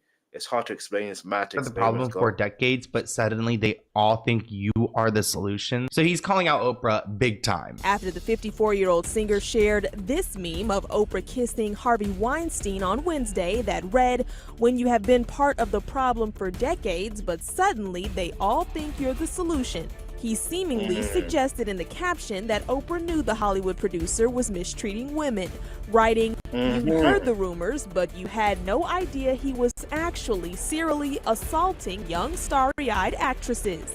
Rose McGowan is also outspoken and has said her piece about Oprah. This headline reads that Rose said that Oprah is fake as they come. Reports right now was one of the first of dozens of women to accuse Harvey Weinstein of the R word, which he has denied. Rose has publicly accused Oprah of being as fake as they come, calling out her for her friendships with Harvey Weinstein and Russell Simmons, who have been accused of harming other people. She even tweeted, "I'm glad more are seeing the ugly truth of Oprah. I wish she was real, but she isn't." From being pals with Harvey to Russell Simmons, she's about supporting a sick power structure for personal gain. Then she put hashtag lizard. Is she trying to call Oprah a lizard? Oh. Dr. Oz is someone who has become more and more controversial over time. Dr. Oz first appeared on Oprah's show in 2003. Following his appearance on the Oprah show, she liked him, so he came on over 60 more times. His popularity on Oprah's show led to the launch of his own program, The Dr. Oz Show, in 2009, which was co-produced by Oprah. Now, there are various reasons why Dr. Oz is problematic. He promotes pseudoscience and alternative medicine, which sometimes works, but sometimes doesn't. Like when it comes to treating addiction or weight loss, like maybe the psychic medium won't be able to help. He also spreads misinformation. He's made misleading claims about various health topics like arsenic levels in apple juice, which was refuted by the FDA. There's also the problem of conflict of interest because Dr. Oz does have an influence. He is a doctor. He's got a television show. He could easily be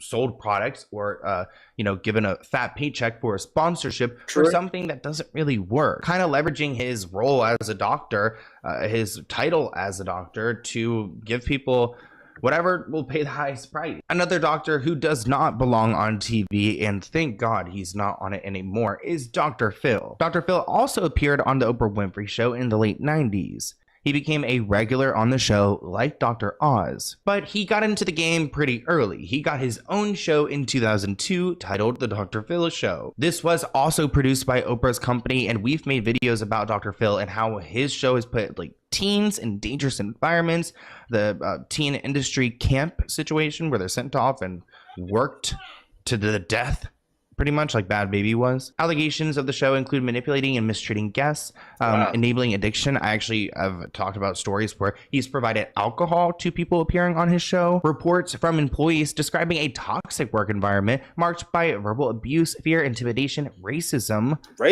Wow. Like, for real. Leading to widespread mental health issues among staff. So the Dr. Phil show, everyone's unwell. Dr. Phil's also not a doctor anymore. He gave up his license in 2006. So is he really the person to go and provide this kind of service, especially on television? He's been accused of exploiting vulnerable individuals for entertainment purposes, absolutely, and perpetrating racial stereotypes that have further tainted his reputation. And Oprah. I didn't know all of this about Dr. Phil. I honestly didn't know. And you would think if there is a hint of racism that's going on, you would think at least, and even some degree of it's like you would think that snake oil would play a role in trying to mitigate these problems. Leave us in the comment section below. Do you believe that would be true? Or should be true? But let's keep it moving because I'm looking at time. Let's go.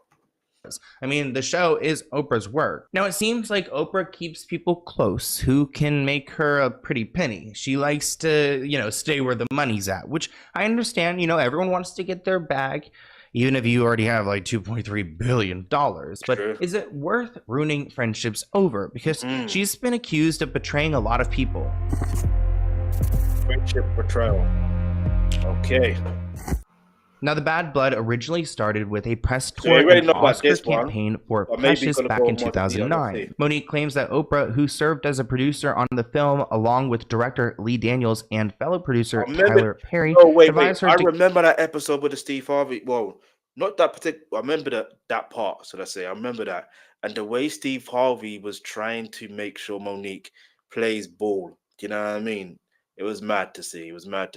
Go to the Cannes Film Festival in support of the movie. Monique claims that she wanted to spend any downtime she had on this trip, I guess with her family or in general, but she got some pushback from everyone else, and that actually got her a label she's not happy to have, which is that she's difficult to work with. But that's not Monique's biggest criticism of Oprah. In 2010, a month after Monique won the Oscar for Precious, Oprah had Monique's brother on her talk show, which, if you know Monique has really bad feuds with her family, especially her brother. Monique has been vocal about her brother Gerald, who had molested her when she was a child. In an interview, Monique was quoted saying that Oprah did call her to ask her if it was okay to have him on the show. Monique was quoted saying that Oprah said that Gerald wanted to apologize for harming me when I was a kid. He was going to let her audience know how parents can watch out for predators because he preyed on his own sister. I gave her my blessing to have him on the show. Despite that, I told her that I didn't want anything to do with it. She said my brother wanted to come on the show and talk about him molesting me, and he wanted to tell other parents how to look out for molesters. My brother Gerald is a charmer, so my mind thought was, because she said, do you want to come on? I said, I don't want nothing to do with that cat. But it wasn't just her brother, it was her entire family. In shock, Monique was forced to sit back and watch her mother, along with her other family members, dismiss the level of abuse that she went through as a little girl. Monique said she never talked about her mom being there and having her mom go on there and say, oh no, Monique wasn't harmed or whatever, and try to defend her brother on this platform, especially when she just won an award for a movie with Oprah. There's a lot of attention on Oprah, especially when it involves Monique's family. As well, that's another thing. If you understand what that movie, listen. Yeah, Snake Rock is not I think we gathered this by now. Oprah is not the person who she's trying to portray. Do you know what I mean? She's not. I shared with her that me and my mother was not talking. I shared with her we were in a really bad place. I shared with her I was hurt and, trying to figure this thing out. She never said my mother was coming on that show, because had Oprah Winfrey said, I'm going to have your mother, I would have said, shut it down. I don't need the world seeing how greedy my mother is. You could just tell how hurt Monique is by that situation. But nobody's off limits. In 1993, Oprah interviewed Michael Jackson, which is such an honor, but it's really disrespectful. The interview was supposed to improve Michael's public image, as he denied many tabloid rumors and opened up about his personal life. However, some fans felt Oprah betrayed Michael by asking him intrusive questions and challenging his answers. Before the interview, Oprah and Michael were pretty close. At least they were friendly enough that Michael felt comfortable enough to invite her over to his home, because at this point he was trying to keep everyone out. He thought that he could trust her and that this would do him justice, but it didn't. Oprah asked Michael about his romantic life, whether he was a virgin, asked if he was dating Brooke Shields, but he refused to answer anything or about his virginity.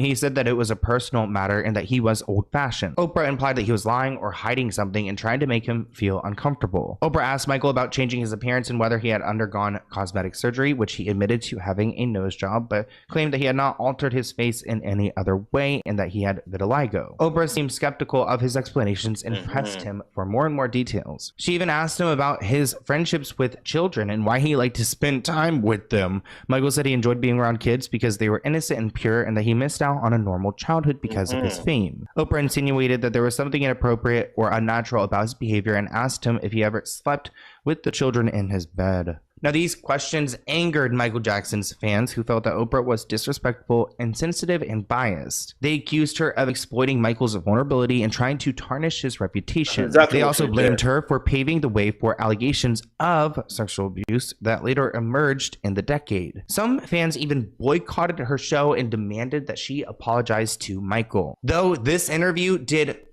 chef's kiss wonders for her career. There's a reason she did it. The groundbreaking interview. She went to another stratosphere. Like, let's be real. I want to see if I can find the actual numbers. Not on this stream though, but another day, yeah. But like the numbers in regards to how much views she was getting then versus before Michael Jackson interview to after. Because I believe that took it to another level. And what's mad to me, yeah, is knowing how intrusive the questions are. I get it. Yeah, you want to ask these questions. I get it. Cool. But what I don't get is why not ask more about his music style and his all that stuff there. And obviously, he's trying to mention, like, I remember that interview, like some parts of it. I'm like, what's the point of answering that question? There's literally, and just because someone doesn't want to answer something here, it doesn't mean that they're hiding something. Do you understand? I'll give you a prime example. The place of work I do, you know what I mean? I'm hearing certain conversations and I'm like, Now, you wouldn't get that information if that was happening in my life or around my life. You wouldn't get that out of me at the place of work. No. Not happening. Does that mean I've got something to hide? No. It just means no one needs to know that information. Do you know what I mean? At work. Nope, like there's certain people that should know. You know that the point I'm trying to make is just because you feel, just because you don't want to say something doesn't mean you're hiding something. You know what I mean? But anyway, let's keep it moving. Did wonders as she got a whole new wave of people watching her talk show. It also gave her much needed credibility. This began her wave of like doing high profile interviews and having really exclusive guests on. But she wasn't done with Michael just yet. When he was in the throes of his high profile trial for allegations of molestation in 2005, the topic was big. Oprah took the opportunity to discuss the impact of this abuse on several of her shows. His brother Randy actually revealed that the last straw for Michael was when the jury was deliberating on his fate. Oprah Winfrey chose to up her ratings by broadcasting a show on liking children. It was clear to Michael that Oprah was just like any other clout-chasing journalist looking for a story, and therefore she could not be trusted ever again. Having shared her own experience. That's why we call her Snake Raw. Yeah? This is why we call her Snake Raw. This is why we call her Snake Raw. But it's so mad, yeah, because in the beginning, yeah, like, as a Michael Jackson fan, when you hear about these things, then you hear about the other things. It's like, wait a minute, where does this begin? Where does this end? Like, what's going on? Like, one thing is one thing, but for it to be another, for it to go off into something completely different, nah, crazy work. But yeah, it might. You could argue and say she is at the basis of the whole allegation thing, because if she's pushing that narrative out there like that, like, it's one thing for the tabloids to do it, but it's another thing for a TV host to now ask. Do you know what I mean? Because, and then obviously it's mad. It's mad. Experience of being harmed as a And child. also another thing, because she's black and he's black. Do you know what I mean? It's like, oh, it must be okay for, do you know what I mean, other people to think it's okay for, yeah.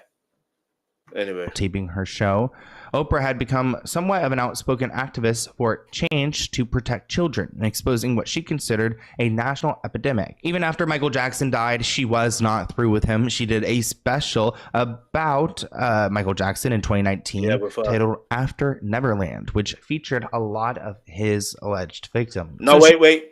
Pause. No, wait. Before we get into that, she interviewed Mrs. Catherine Jackson and well, at least some of his kids, Prince, Blanket, aka BG, and Paris Jackson. Like, I remember that. Was Joseph Jackson there? I can't remember, but I do remember that interview. This is what made this next interview that she did with those evil, vile, disgusting beings, yeah. Do you know what I mean? That want to lie on Michael Jackson when he's no longer physically alive. Yeah, you're disgusting and despicable. Like, anyway, that aside, this is why I'm like side-eyeing Snake Raw even more, because think, why would you do this when you, do you know what I mean? It's just bad enough that you brought, it's like you interviewed Mrs. Catherine Jackson. That's one thing. And whether you apologize to her for what you did to her son when he was physically alive, that's another story. But then to go on to do this, now you're mad. You're moving mad, bruv. She really turned on him for good. Interesting to see that she will go off and make a documentary about Michael Jackson and promote that, but won't promote anything that's against her friend Harvey Weinstein. For over 10 years. And not only is he gone, he was found not guilty. He was found not guilty. So to put our brother Michael Jackson and to, I'll say, try to taint that man's legacy, and he can't defend himself. Who does that? At the beginning of Oprah's Neverland special, she turned to the three men she was interviewing before saying, "We're all gonna get it," meaning that they would become targets for his loyal fans and the Jackson estate, who had already filed a $100 million lawsuit to prevent the film from airing. As predicted, Oprah experienced an onslaught of criticism online for her alliance with Michael Jackson's victims. Those close to Michael claimed that she was simply choosing to ignore facts and giving legitimacy to their claims through her association. Because she had been around Michael before, it looks way more legit when Oprah's behind them. It's not like Oprah's standing behind Harvey Weinstein's victims, and he actually was convicted for those crimes. The Jackson family are not fans of Oprah Winfrey. Here's a clip of them talking a little bit more about her. In a sense, Oprah will say what Oprah wants to say to get. So just to let you know, that's Taj, that's Brandy. Brandy, yeah. Michael Jackson nephew and niece. The interview, you know, and she's done that to our family many times, and so we have a different view of Oprah than everyone else does in that sense, because, you know, we've been hurt by her many times in the past. Now let's move on to one of Oprah's worst scandals, her school. Support for today's episode comes from Honeylove. If you're tired of uncomfortable bras, Honeylove is here to change that. Their revolutionary wireless bra provides incredible support without the need for underwires. The crossover bra is slow. I know you're getting paid, but listen, I know you want to get your pay. I've got to get my pay too. Saying you're gonna get your pay. Go to the pinned comments. Get me. Turn it. Go purchase your beauty spa package. You know what I'm saying? Go get that. Get me. If you're watching this, and if you're a guy watching this, all right, fair enough. You can purchase it for, you know, your wife, you know what I mean? Or purchase it for your sisters, I don't know, for your mom, I don't know. Get me? But anyway, let's keep it moving. By the way, I do get paid a little small commission, is what it is, but man gotta get paid. Get me? But yeah, anyway, let's keep it moving. Let's go.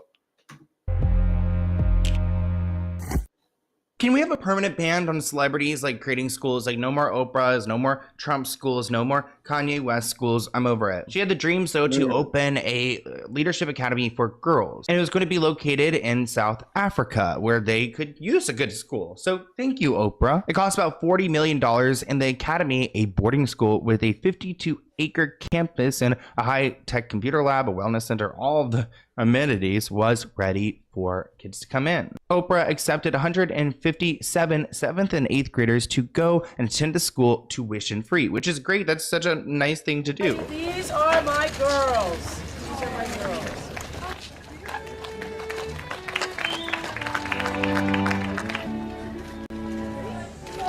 Okay, look up, man.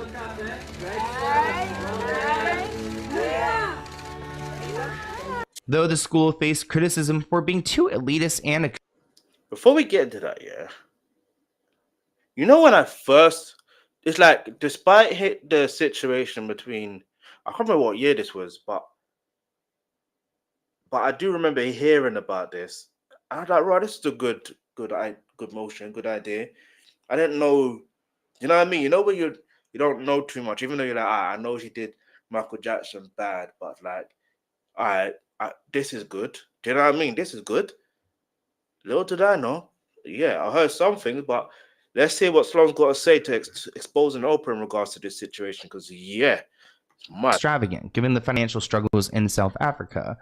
Critics argued that the $46 million could have been spent on supporting greater number of students nationwide, opposed to just 152. But Oprah wanted to make her big splash, wanted to make it look very Oprah Winfrey-like. If it was like reasonable, then it wouldn't have the big impact that she's looking for. Now things got nasty in 2007. Shortly after the school opened, the dormitory matron was charged with molesting several students. These allegations included indecent assault and soliciting girls to commit indecent acts. Oprah responded by firing the school's headmistress and addressing the issue to ensure the safety of these students. The man was later acquitted of all charges in 2010 due to inconsistencies in the testimonies of the alleged victims, which are literally 7th and 8th graders. Like, wow, what do you mean? Like inconsistencies? They're children. Oprah settled a defamation lawsuit with the former headmistress because she actually sued Oprah over her public statements following the 2007 scandal. The settlement resolved allegations of defamation arising from Oprah's remarks. So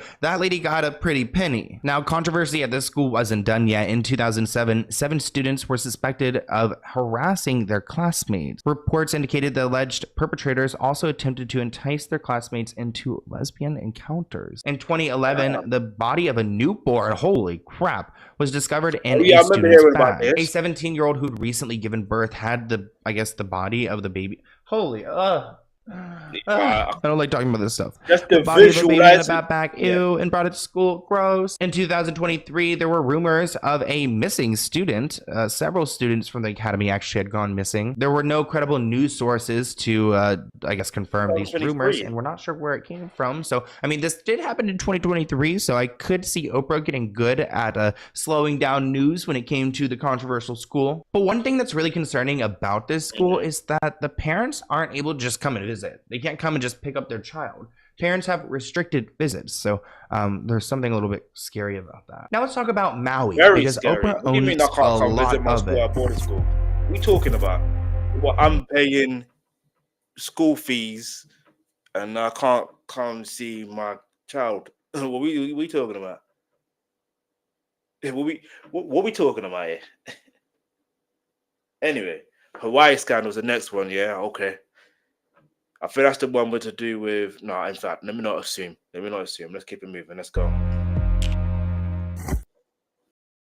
In Maui, today's July 30th, but I think... Oh, is there a 1st or a 31st? I don't know. But tomorrow I'm going to Maui. I think this podcast will be out a little bit later, but I'll be in Maui on the ground investigating Oprah. But she launched the People's Fund of Maui, which is an organization which was intended to help adults displaced by the deadly wildfires that happened in Hawaii. Now, it wasn't just Oprah, because Oprah and Dwayne "The Rock" Johnson also joined to put together this fund, which in reality they could like rebuild Maui and make it even bigger. Like, why am I going to go and donate like money directly to a billionaire and you know, anticipate that it's all going to be used in the right way? According to their Instagram post, every adult resident who was displaced by fires in this area is eligible to receive $1,200 each month from the fund, which I don't know. Hawaii is expensive. That is not enough to live. Now, they both kicked off their campaigns with $10 million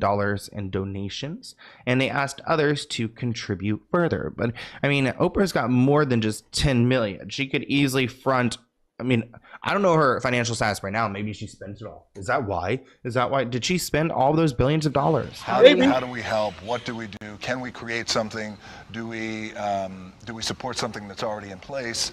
And in this time of need, you want to take care of the greatest need of the people, and that's giving them money. We have put $10 million to start the fund of our own money, and are looking forward to the help of every person who called me and said, what can I do?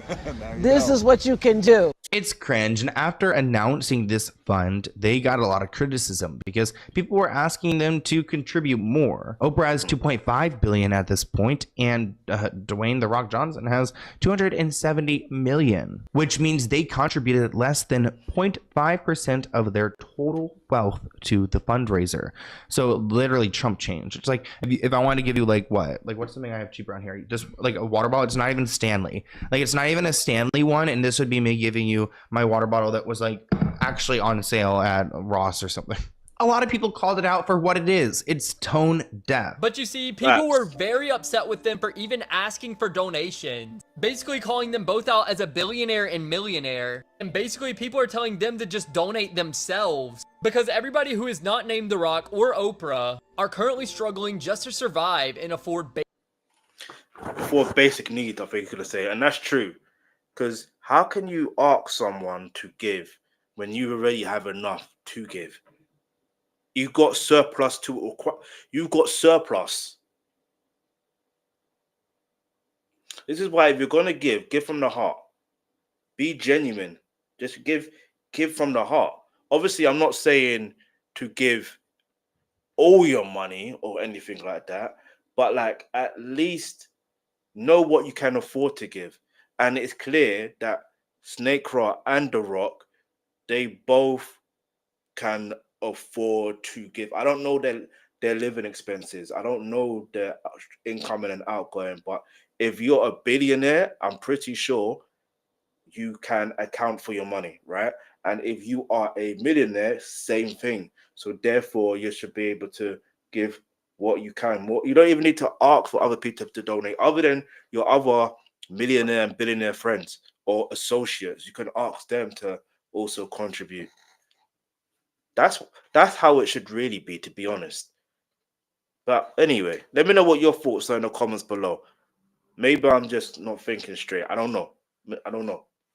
Let's go. basic necessities. Some commenters questioned why they did not, as wealthy celebrities, just donate more instead of asking poorer people to give up their money. Granted, we love a good movement, helping people, but Oprah owns a lot of Hawaii, so give back to the people you've already taken from. This person wrote, "You guys make more in a day than I'll have in my lifetime." Another person wrote, "Skipping the electric bill for groceries this week, but you two got this." Another person writes, "This is disgusting. Ask other celebrities, not people who are living paycheck to paycheck." Oprah discussed the backlash in an interview on CBS, saying that she had been terrorized and vilified online. She really did not take any accountability at all, just kind of called it all attacks and conspiracy. So much so to what she was saying at the beginning of this, well, near the beginning of this live stream. It's the same thing. You're not taking accountability for the things that you have been involved in. Take accountability. If you've done wrong, then you have done wrong. Conspiracy theories, which, you know what?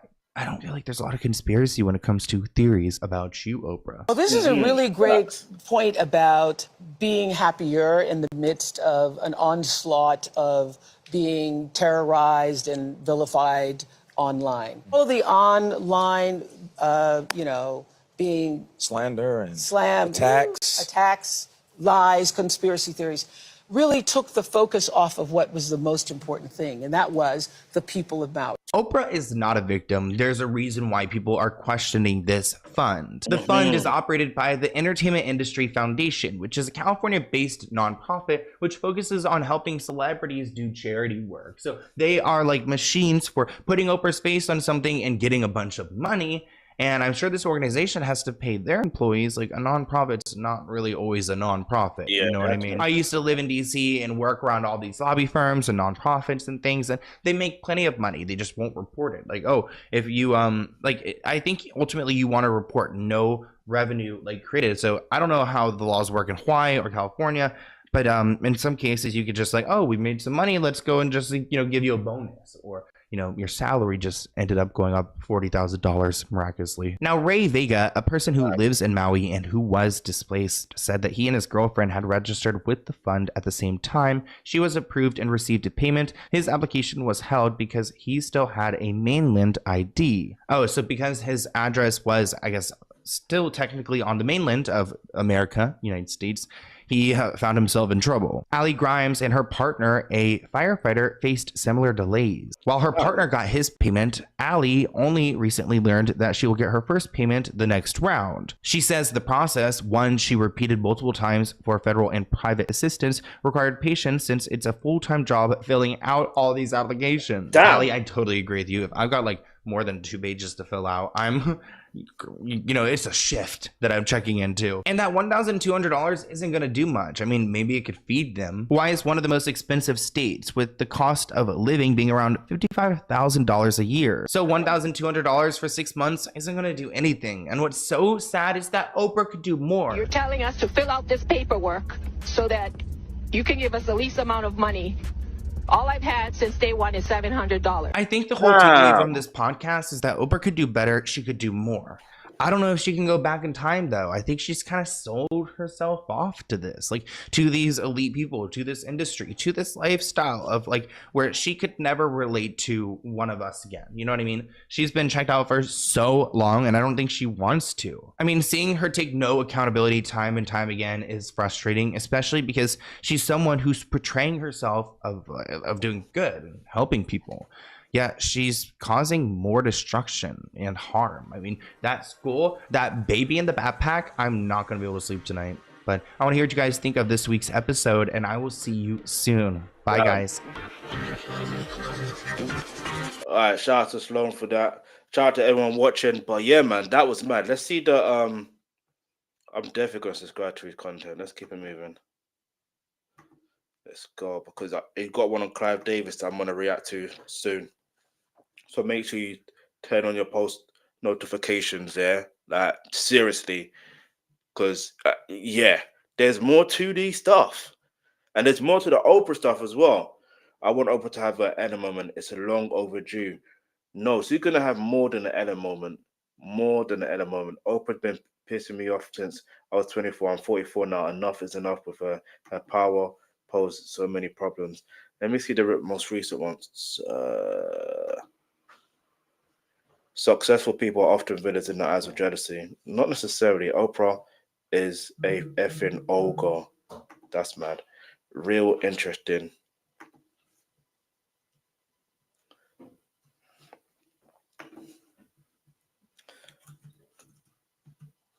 When there is a documentary done for the mass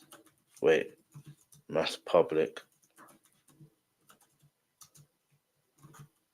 one should be in it 100%, or the very least be part of the production team, as this was very well put together. Because there's a lot more. Because she's allegedly connected to Jeffrey Epstein as well, allegedly. Do you know what I mean? There's a lot more, man. Do you know what I mean? There's a lot more. It's scary. It's scary when you hear things. It really is. But anyway, let me know what your thoughts are in the comments below. Shout out to everyone watching. Shout out to the new subscribers. Yeah, man. Let me know what you want to see in the comments. I'm sorry. Let me know in the comments what you want to see next or in future. And I'll see if I can get onto it. One more thing before we get out of here. I do want you to go to the pinned comments and go get your spa package treatment or whatever it's called. I'm saying whatever it's called, but the link, you can go to it. You can check out the reviews.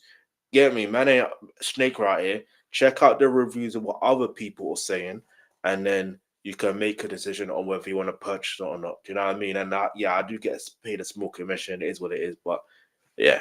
But anyway, like, follow, subscribe.